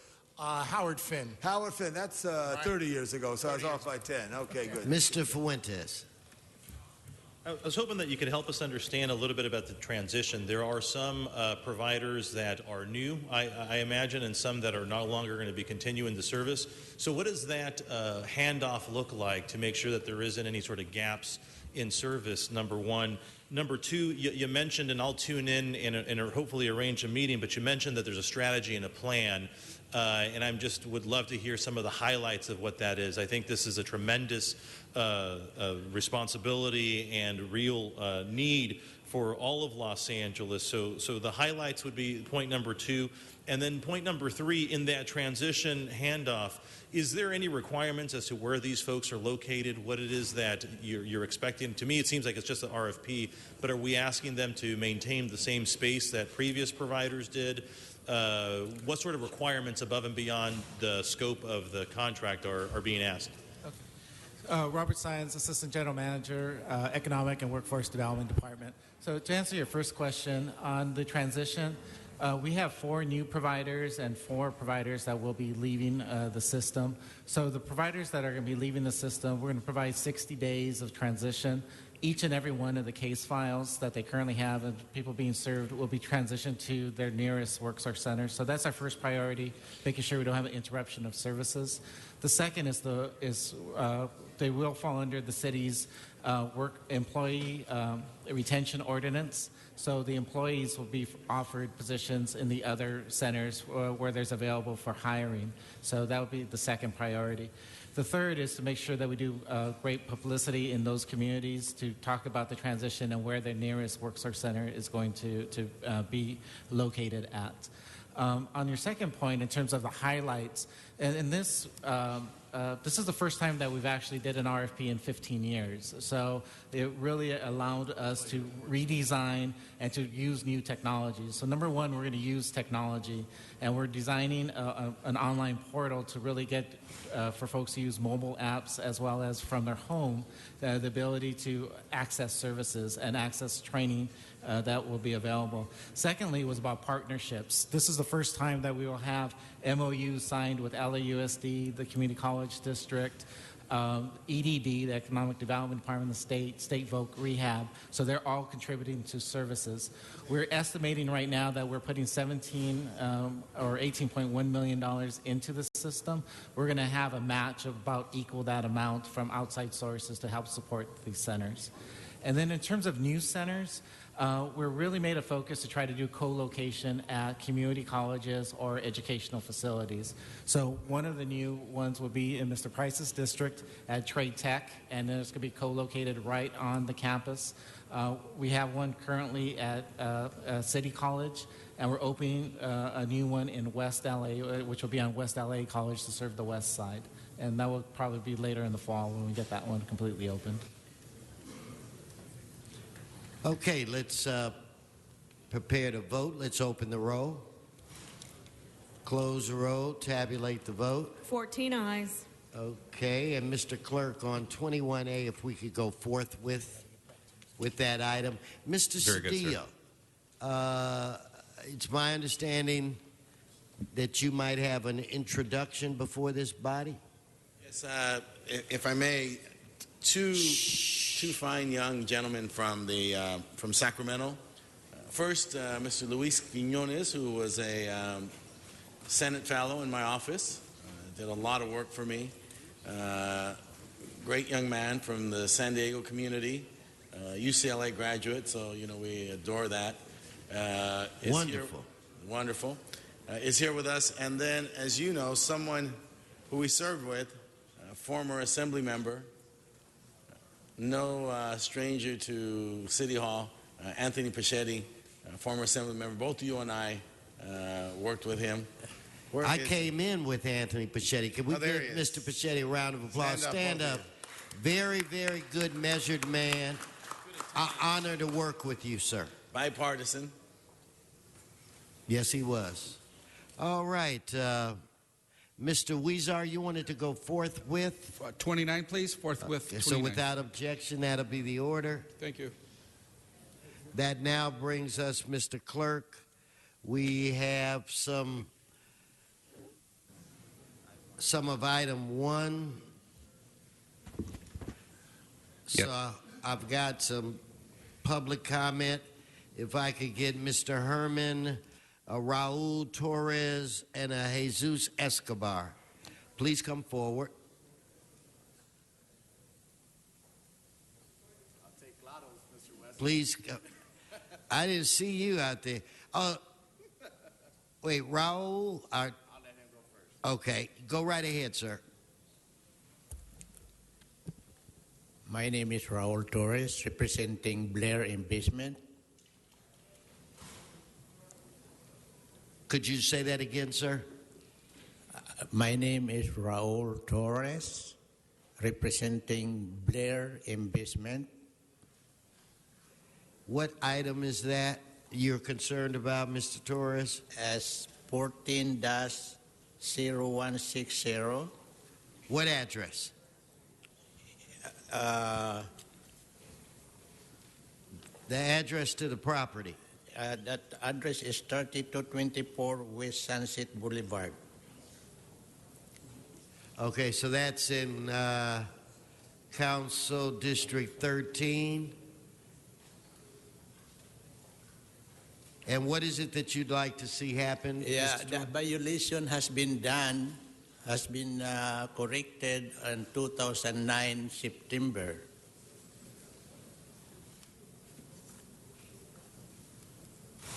Okay, can I ask you to just kind of move to the side as the council district is reviewing it.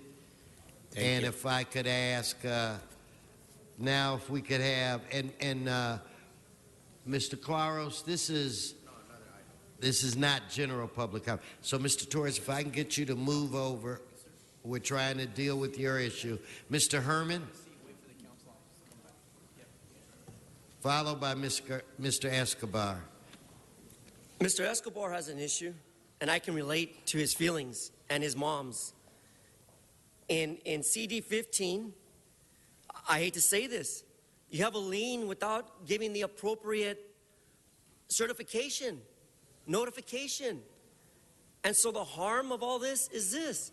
Mr. Escobar, hold his time. Do you want to speak for yourself? No. Wait, do you want to speak for yourself? I'm holding your time. I just want to sort things out. Now, is he representing you? No. Okay, then you finish your statement, and then Mr. Escobar, I will call you. Speak to your own point, Mr. Herman. So my point of condition is this: predatory liens, extortion at its worst moment. Look at the list, and you wonder, why can't you just rescind these liens and work with the public? Public interest should be a priority. Where's your heart when it comes to people that you're affecting their lives with these predatory liens? And you continue to think it's a joke when you bring such harm as Joe Buscaino's sister laughing about this poor gentleman and his mom. Stay on the subject. I am. No, the subject has nothing to do about Mr. Buscaino and what he's doing. Stay on the subject. Yeah, I'll give you 5 seconds if you stay on the subject. So the issue is this: if you're a councilman, help your constituents. Thank you. Mr. Escobar? Hello. First, I must say I'm a little bit overwhelmed. I never thought I was going to be speaking here in a big crowd right now. Just take your time, sir. All right, so my house is 1762 East 111th Place.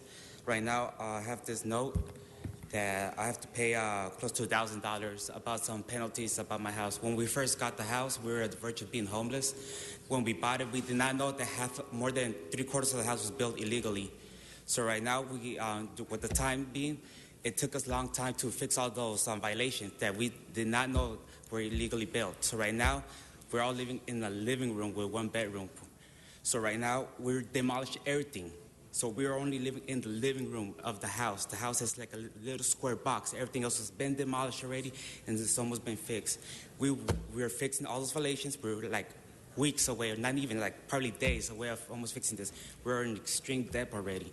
And this fine right here is just going to put us way more behind. We're about to lose our house. We stopped paying the second loan for almost 3 years. We're trying to fix with the banks because Countrywide did us really wrong.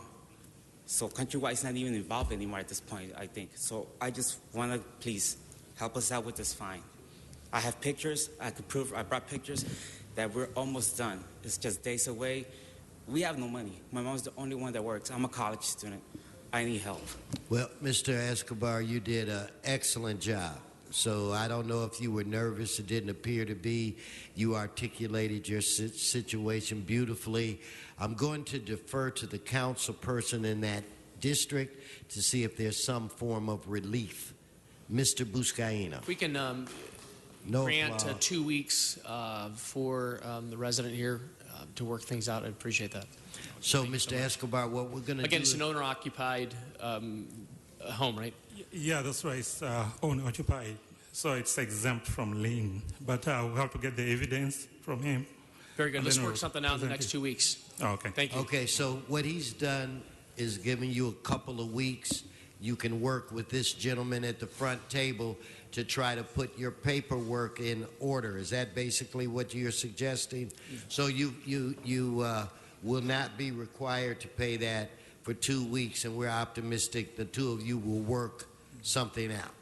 So if you would please chat with Mr. Escobar. Thank you, sir, for coming down, you and your mother.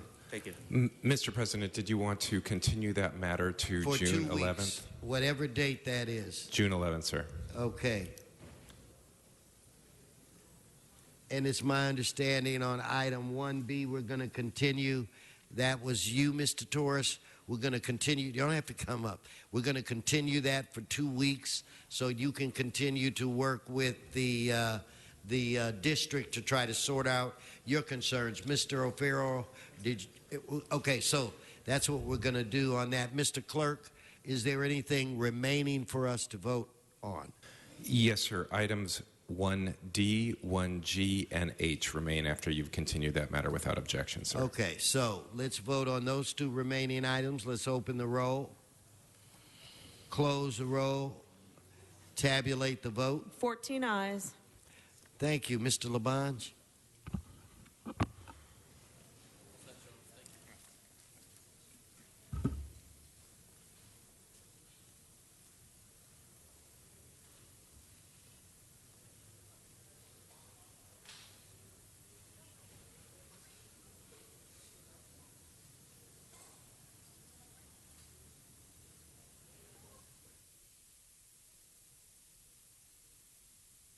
Members of Council, Mr. Clerk, we're calling public comment at this time.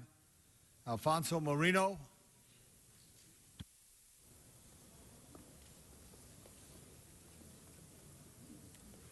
Mr. President, council members, on December 31, 1981, I was unjustly terminated by the Los Angeles Police Department for pushing an Amadou's gang member while interviewing him for the shotgun drive-by murder of Kenny Joe Mosqueda. An innocent non-gang member. I made a mistake, I'm sorry. However, I am completely innocent of the second complaint regarding an off-duty altercation with a shotgun-wielding ex-con and active member of the Aryan Brotherhood, Jerry Hallam. On page 63 of Sergeant Sulan Lamb's IED investigation, Hallam made numerous threats that he was going to kill Officer Marino. The IED investigators did not inform Officer Marino for an astonishing 7 days later. Officer Marino pleaded with Sergeant Sulan Lamb and his unit's OIC Lieutenant Lentz for security details for him and his family. They and the department refused. This, dear council members, was a shocking behavior and mindset of the department in my case.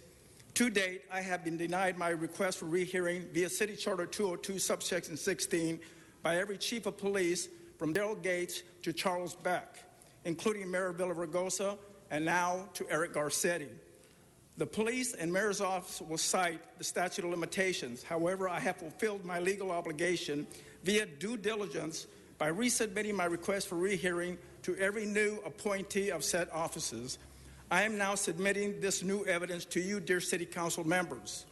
I pray that you will have the courage and honor of fulfilling your sworn legal obligation to see that this travesty of justice be rectified for this dedicated Los Angeles police officer and former United States Marine Corps Vietnam veteran. These 2 briefs outline the new evidence that was not developed, presented, and suppressed at my 1981 Board of Rights hearing. Thank you. Thank you. Thank you very much.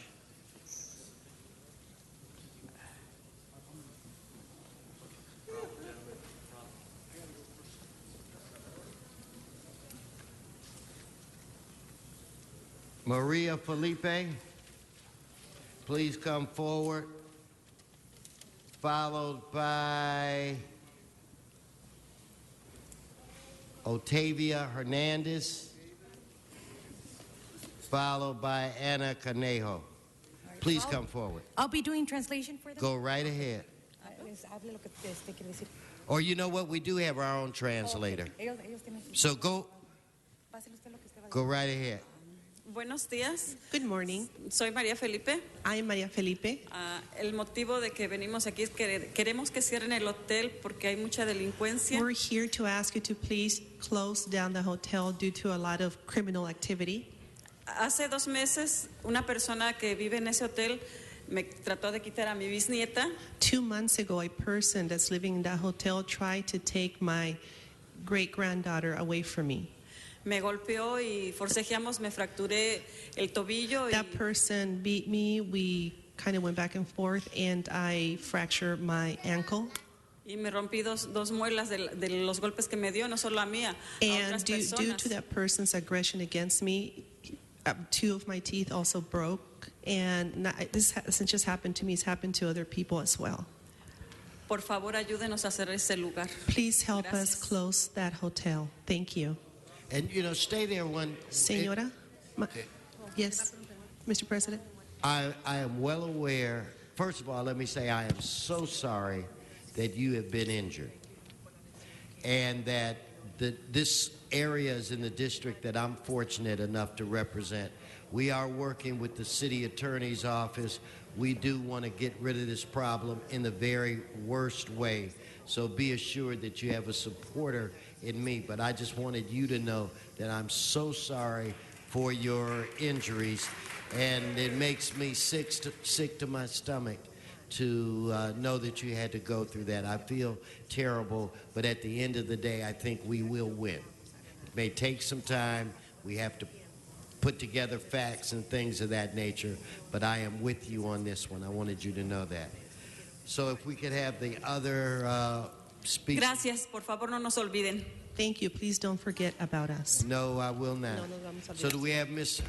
Hernandez? Buenos días a todos. Good morning, everyone. Vengo a hablar sobre el motel 4905 West Adams Boulevard. I'm here to speak about the hotel located at 4905 West Adams Boulevard.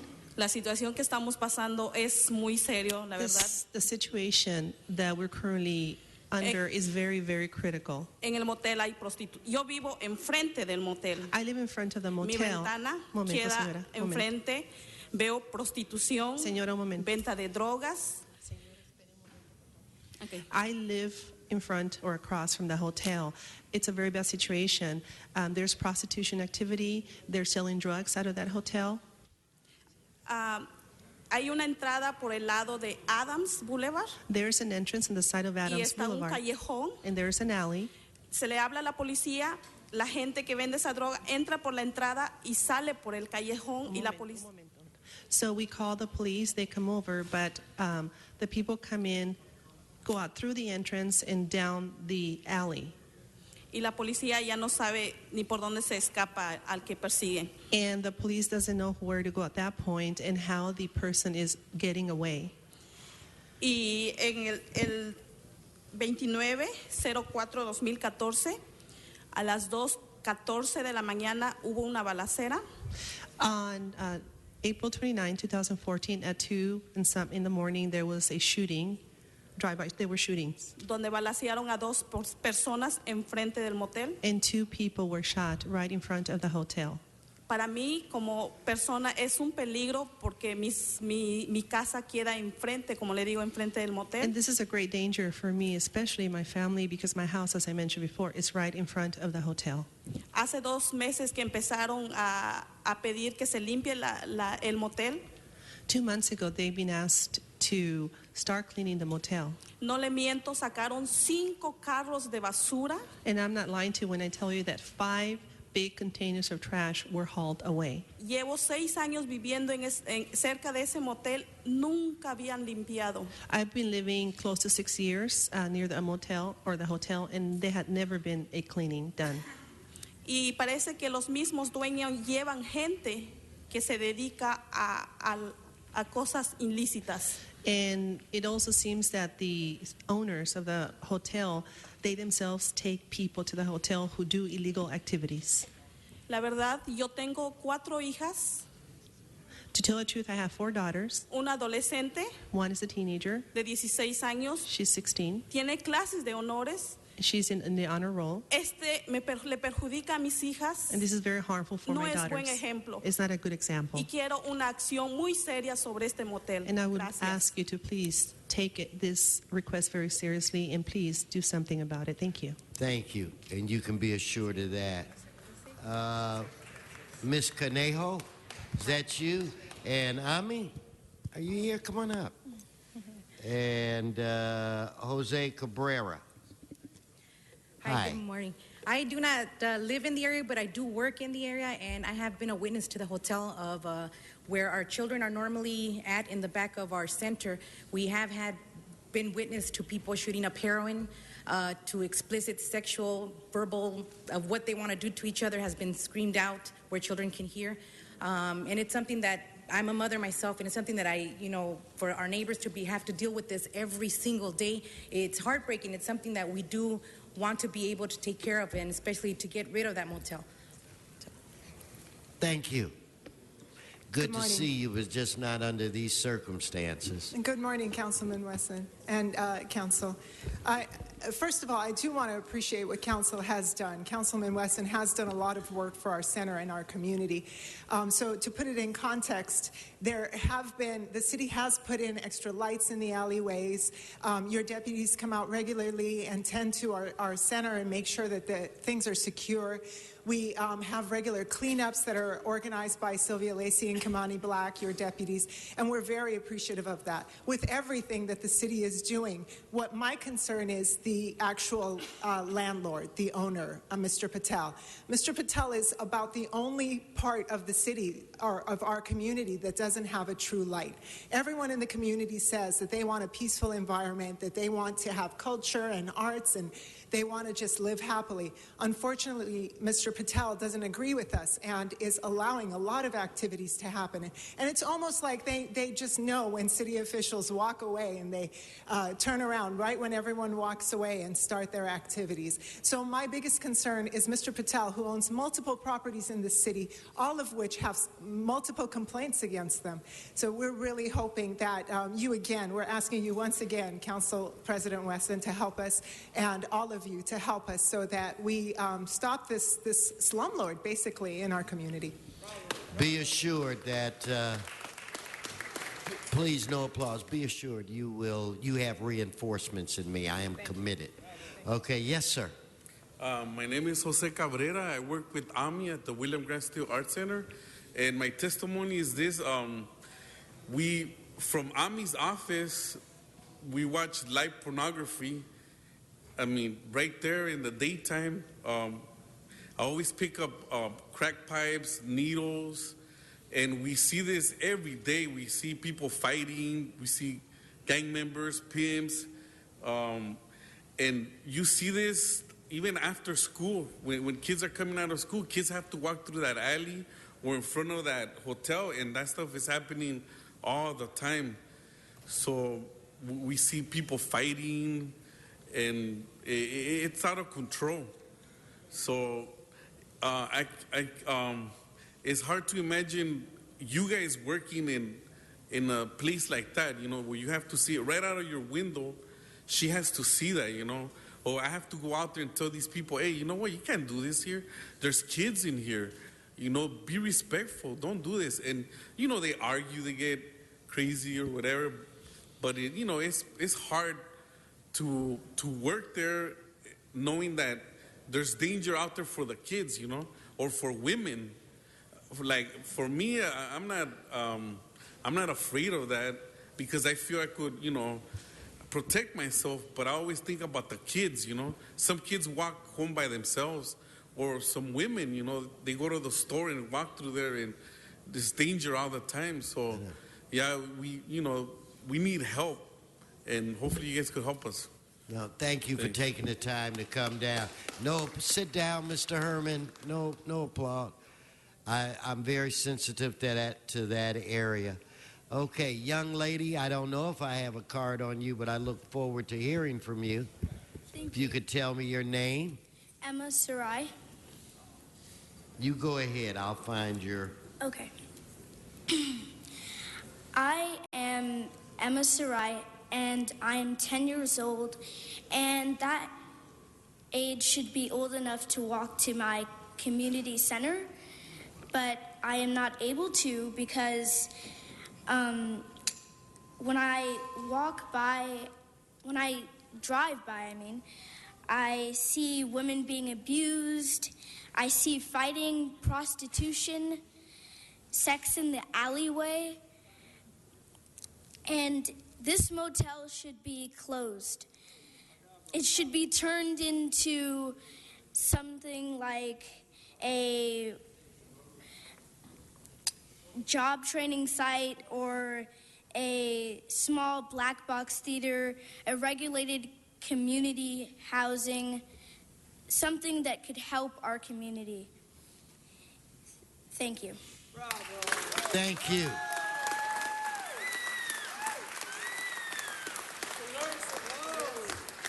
We look at you and we know that that this city, in fact, that our country is in good hands. Thank you, and be assured that you will get the help that you need.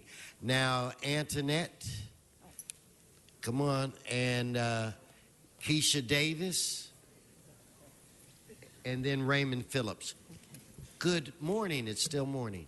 Yes, good morning, Council. I am a parent. I don't live in the community, but I am a parent who has a student at the Art Center. As a matter of fact, my son plays in the band with the young lady you just met. My youngest, he's 10. I have a daughter who's 12. And my oldest, who is 26, actually participated in the center about 20 years ago. He took chess lessons from my former professor, Dr. Fairchild, at UCLA, Bruin. So this art center has served the community for 37 years to date, and we shouldn't have to change our practices of quality of life to adjust to other citizens who don't want a quality of life. So I would like for the council to help us figure out how do we continue to serve our citizens in the communities they want to be served in. I'm aware that a lot of the residents that come to that motel get vouchers from the county to stay there, and they're usually coming out of prison and they need housing. So I would imagine that this gentleman's money is coming from funds from the county. And so if we could kind of cut off his air supply, and if you could make a recommendation to the county to actually investigate the housing that they're referring the people who are using their vouchers. So if they could even be eliminated from the referral. Thank you. And I hear you. I just have to be guarded in what I tell you that's going on. So trust me, it's high up on my Richter scale. So is it Miss Davis? Please come forward. Good morning, Council. My name is Keisha Davis. I've had the privilege of being the education coordinator with the Will and Grace Art Center for the past 2.5 years, and I just wanted to share some of my observations that I've experienced. What breaks my heart the most is when I'm dealing with my families and parents, and they ask me if it's safe to come to classes at the center, and I can't do anything about it. It breaks my heart when we have our youth jazz ensemble practice on Saturdays and they have to stop their rehearsals because there's profanity and fighting going on behind them. And it breaks my heart when I have my 9-year-old say, "There's fighting going on. You should call the police. Tell the cop." And I don't know what to say because we have over and over again. So the process, I know, with abatement is extremely long. But my recommendation and my request, obviously, is to work with the county and see if we can suspend these vouchers that are going on with general relief, as well as appoint a city attorney to permanently work on this case. From our understanding, there's been someone who's been removed. I don't know if it's funding or what have you, but we really need your help. We are an art center that serves family and youth, and they are visibly seeing everything that's going on. And I, for one, as an adult, when I have meetings in my director's office, am tired of seeing people having sexual transactions and peeing and all types of stuff. So I just wanted to say thank you for hearing us out, and we could really use your support. Thank you. So do I have Mr. Phillips, Raymond Phillips, and then a Stephanie? And Stephanie, is it Austin? But help me, come on up and then say, yes, sir. Yes. Good to see you. Good day. I'm not sure what time it is yet, but hopefully it's still good morning. Day. Okay, good. I'm here concerning the motel as well, but I represent one of the churches right on West Adams Boulevard. We're at 4959 West Adams Boulevard. And some of what goes on right now is the overflow. When people get so caught up in what goes on at the motel, they end up at the church steps on Sunday morning. Hopefully we would like them to come in, but at the same time, they're dealing with their respective alcohol, their drugs, whatever they're doing, it ends up on our stairs, and then Sunday morning we have to go ahead and clean that as well before we start off our service. I appreciate the idea of the city really trying to help us out with this, but hopefully, for instance, the last week we've heard that the city attorney who is involved in the abatement process has been removed, and what usually happens is these things take just longer and longer, and for those who don't have up-to-date information would seem to think that the city is just sweeping things under the carpet one after the other, because the process has been over 10 years or so trying to get this motel dealt with. So we're hoping and we appreciate any help we can get to have this situation resolved. Thank you. Thank you so very much. And Mr. Phillips, it's a high priority for me, so trust me, we're going to get it done. Okay, so Stephanie, if you please come forward and help me with the last name. I wanted to say Austin, but I see a G or something, so help me. Agustin. Go right ahead. My name is Stephanie Agustin. I'm 15 years old. I live right across the street from the motel. One night, I was coming home from my church from a fair, and I was walking home alone because no one could pick me up. It was around 12, and two men from inside of the motel came out, and they started to walk right next to me, and they were following me, and I was scared. No one was answering their phone. I couldn't call. I was too scared to call the police because I feared that one of them would try to do something, because one of them is a known drug dealer, and I was scared. So I kept walking to one of my friend's house because I knew no one was home, and they kept following me. I didn't know what to do. So I threatened them with pepper spray that my father had bought me, and I ran as fast as I could to my friend's house. And I truly do fear that those men could recognize me any other day and try to get me again. And that's about it. I'm so glad you survived your experience. You're a very brave young person. Okay, so did I miss? Is that basically Ami, everybody? Okay, so Raul Claris, Jose Martinez. I see you brought the godmother with you. I had to do it. Go right ahead. Thank you, Council President and council members. I just wanted to take a brief minute to thank, first of all, the Public Safety Committee, Councilmember O'Farrell and Councilwoman Martinez, as well as Mr. Busqueno, who I was able to stand and speak before that Public Safety Committee last week on my appointment to the LAPD Permit Review Panel.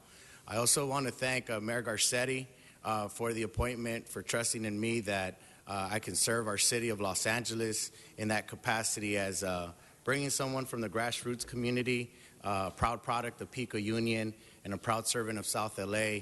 I also want to thank Councilmember Bernard Parks for the phone conversation that we had last week as my council member. Representing South Los Angeles and Pico Union for the past decade in different capacities has definitely prepared me for the task that I have before me now to serve our city on the panel. I think I bring a different perspective. My understanding that everyone in the panel is an attorney, and as many of you that know what I do, I am far from being an attorney.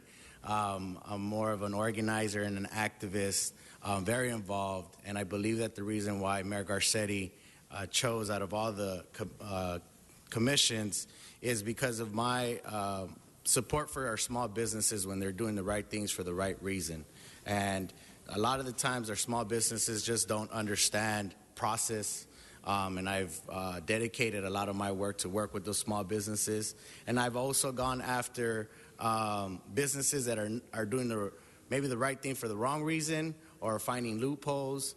And I've been very active in pursuing justice for the community when, the system at times has been delayed to take action. So with that, I just wanted to thank the council and especially you, Council Member and President Herb Wesson, for all of your guidance over the years. Thank you. Thank you, Raul, and congratulations. Thank you, sir. And be assured, I'll be keeping an eye on you. That you can count on. Mr. Jose Martinez, are you here? Mr. Walsh, please come for Candido.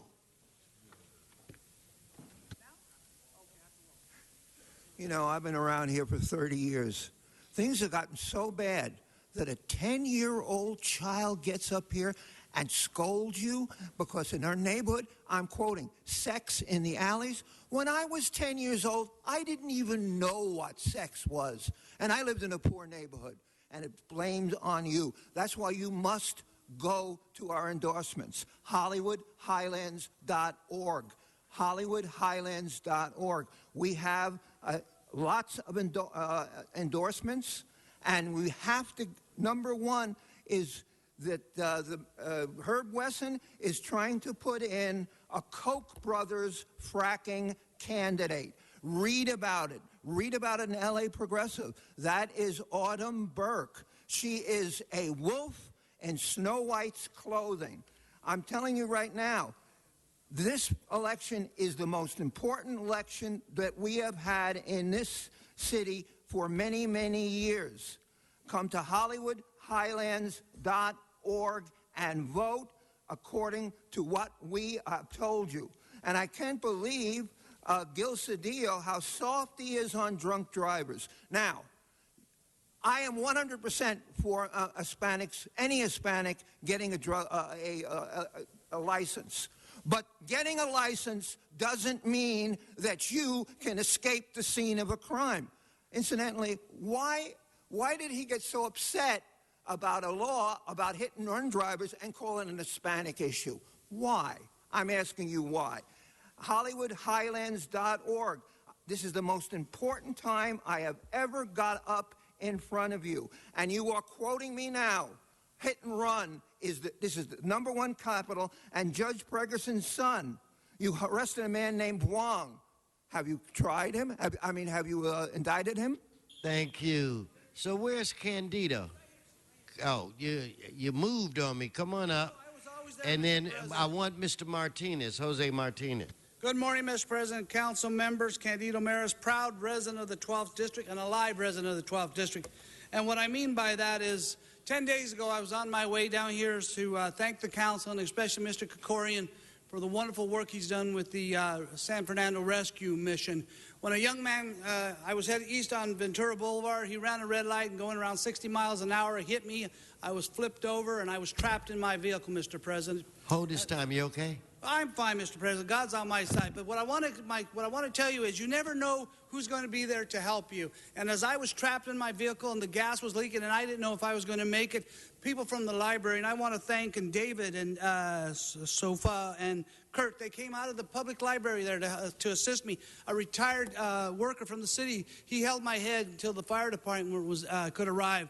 And then the fire department. The heroes arrived, Mr. President, and they used the jaws of life to get me out of my vehicle, and I was grateful, and I was thankful for being alive. And as they took me over to the Northridge Trauma Center, the wonderful people were there. I mean, they were angels. We have so many wonderful, good people in this city, and that's what you are, Mr. President. Some people say I'm a kiss-ass. I'm not a kiss-ass. When I see good, I spot good, and I talk about good, and that's what you are doing with the rescue mission. These are people who are down and out and who need our help. And unless you've been there, unless you've walked in their shoes, and unless you've been trapped in the vehicle, you don't know what it's like. And Mr. President, there was one individual, when nobody could break the windows, there was a young man with all the strength in his legs. He kicked out that back window, and I could feel the air. And you know what, Mr. President? He was a gang member. He was tattooed. He had to never, ever judge a person by a book by its cover. Because you know why? That person could someday save your life. Thank you, Mr. President, and it's an honor and a privilege to be in front of the City Council. Thank you, and we enjoy your visits as well, and we're glad to hear that you're well. And thank you for item 25 because there are too many people dying because of that. Thank you. Okay, Mr. Martinez, Mr. Marine, Mr. Herman after Mr. Marine.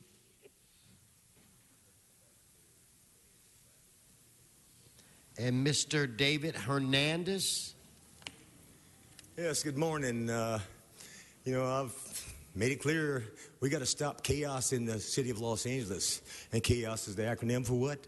City and Hackley administrators operating stupidly. Now, today is payday. So who's going to call up Mr. Galpin and tell him to check who was employed past 1,000 hours today? Because in the next pay period, those people have to be brought in participation with lacers. So, freezing people in temporary positions is not legal. Diverting money from public employee benefit plans is not legal. So, any money that's sheltered and not accounted for has to be considered a kickback.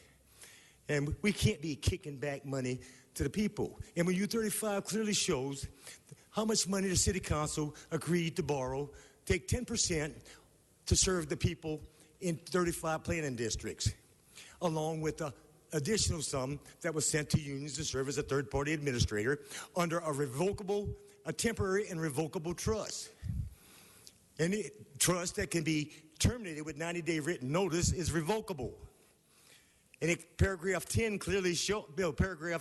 clearly shows that no workers shall remain employed past 1 year. That means 1,000 hours, because that's when you get a year of service credit with 1,000 hours. So the money's on the table. Now, come on now. This ain't no perfect world, and I wouldn't have the opportunity to help the people above and below me if it was. So I'm giving you a chance, voluntary fiduciary correction program. Thank you. Thank you. Okay, Mr. Herman.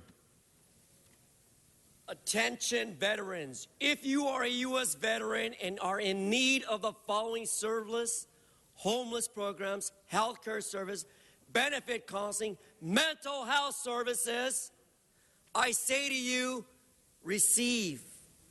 For there's fraud by Mr. Galpin with animal services, as you heard yesterday in the meeting. We talked about what Mr. Krikorian, who turned his back on me now because he's well aware that there was nothing offensive in Mr. Henry Marine's comments, nor in the comments by Mr. John Walsh. Federal ruling 2007, Judge Ferguson. Going back to the rule of law, the law that is held by the sovereign and sovereignty, whether it is above political or other interference, sovereignty will prevail. However, what constitutes my rights as a speaker to have you disrupt me from a public meeting?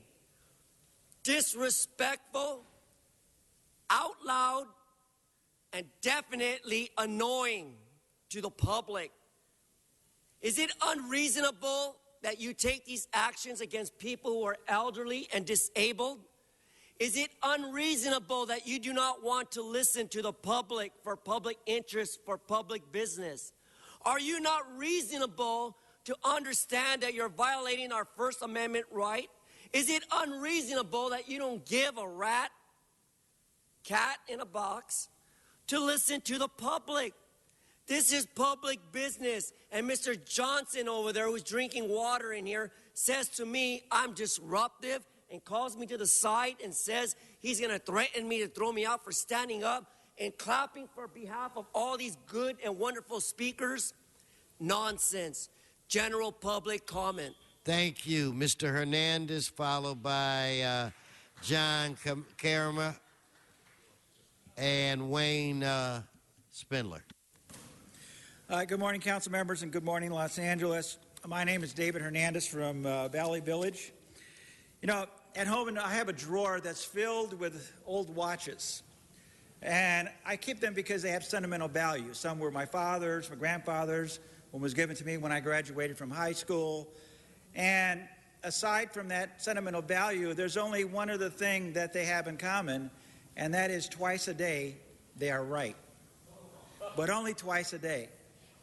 And I'm here today because this is one of those days. First of all, on behalf of the 46th Assembly District Republican Committee, I came here because we are the first Republican group to support item number 30 on today's agenda. And so I'm here to say that we concur with the labeling of genetically modified foods. And in addition to the 46th, also the 39th. And I'll read this short public statement. On May 26th, the elected members of the 39th and 46th Assembly Districts of the Republican Central Committee of Los Angeles County have chosen to support SB 1381, labeling of genetically engineered foods.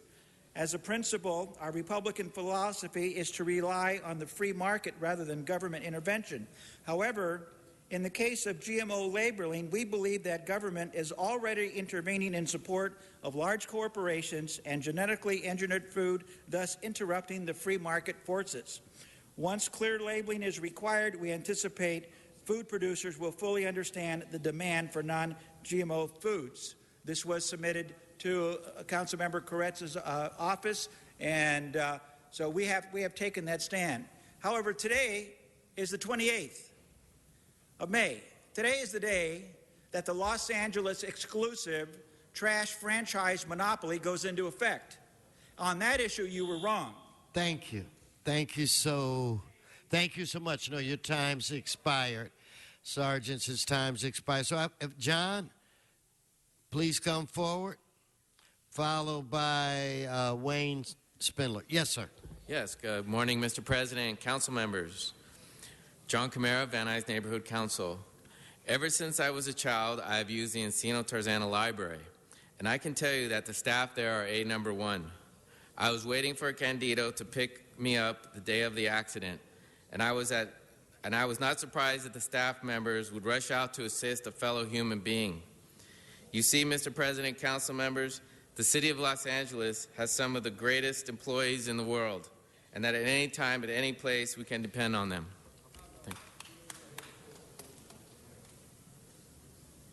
Okay, Mr. Spindler.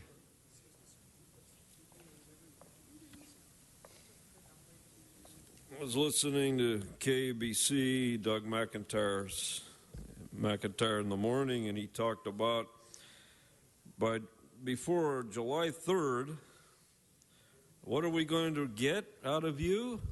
We're going to get an early Christmas gift, a half-cent sales tax increase, and you're going to fix all the sidewalks and all of our streets.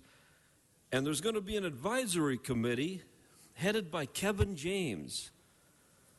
Now, should all of us believe this, that's where the money's going to go?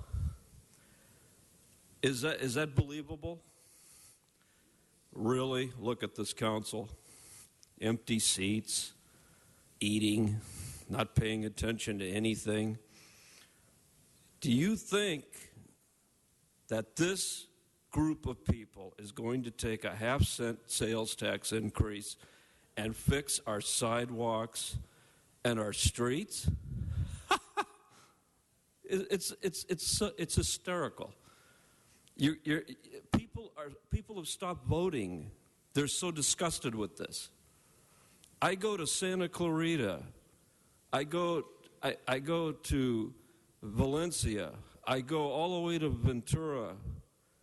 I can't find a cracked sidewalk. I can't run my car over a pothole if I tried to find one. Why can they do it? Why can't we do it? Because the money gets sucked into the unions, it gets sucked into the campaign donors and their treasury. That's why. Just admit it. You're not going to use the half-cent sale. Put it on the ballot, but say, we are going to use this to paper over our deficit. Just tell the truth. Thank you. Okay, no applause, Mr. Herman, no applause. That concludes general public comment for today. Mr. Clerk, that brings this body where?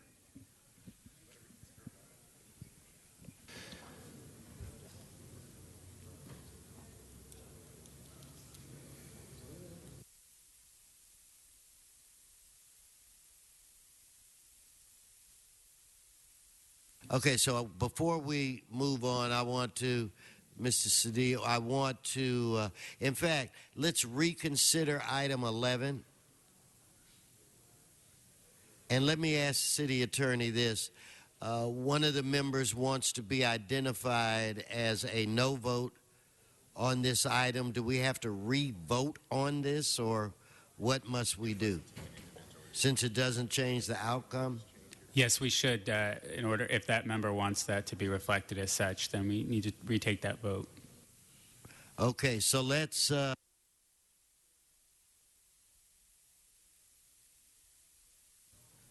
Item 11. Let's open the roll. This would be for reconsideration, sir. Close the roll. Tabulate the vote. 13 ayes, 1 no. Now on the actual item, let's open the roll. Close the roll, tabulate the vote. 13 ayes, 1 no. All right. So now, with that said, Mr. Clerk, where are we? Posting and yes, sir. Posting and referral. Let's consider them posted and referred. The desk is clear. Thank you. Announcements, members' announcements. If we could all rise for adjourning motions. All rise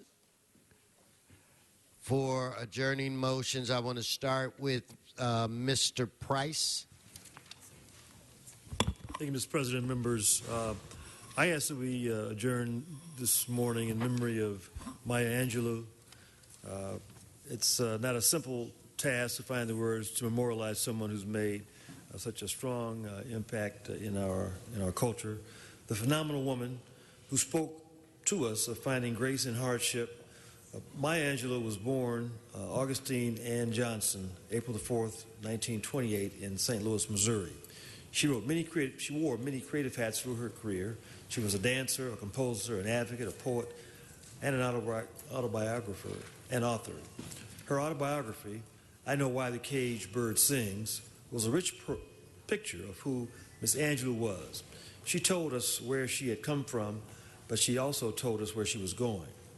In 1993, she recited On Pulse of Morning at the inauguration of Bill Clinton.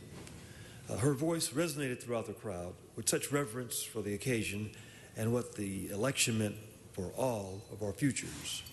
Throughout her career, she received countless accolades, including the Presidential Medal of Freedom in 2011. We have truly lost one of the great voices of our world. She passed away this morning at her home in North Carolina. She was 86 years old. May she rest in peace. Yeah, Mr. Price, I'd like to sign that with you. Mr. Bonin, and anyone that wants to say anything where it relates to Miss Angelou, would be the appropriate time. Mr. Bonin. Thank you, Mr. President. I'd like to sign this one, too. She was a brilliant, powerful, strong, lyrical voice, one of the most important poets of the last century in this country. I think the poem that is most captured in the public imagination, it might not have been the one most central to her or to her work, was the inaugural poem On the Pulse of Morning.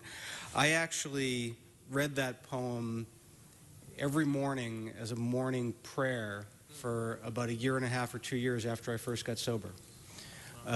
It was a brilliant work.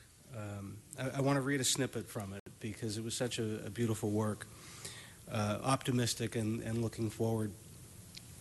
The horizon leans forward, offering you space to place new steps of change. Here on the pulse of this fine day, you may have the courage to look up and out and upon me. Here on the pulse of this new day, you may have the grace to look up and out and into your sister's eyes and into your brother's face, your country, and say simply, very simply, with hope, good morning. A beautiful woman, a beautiful writer, a beautiful poet.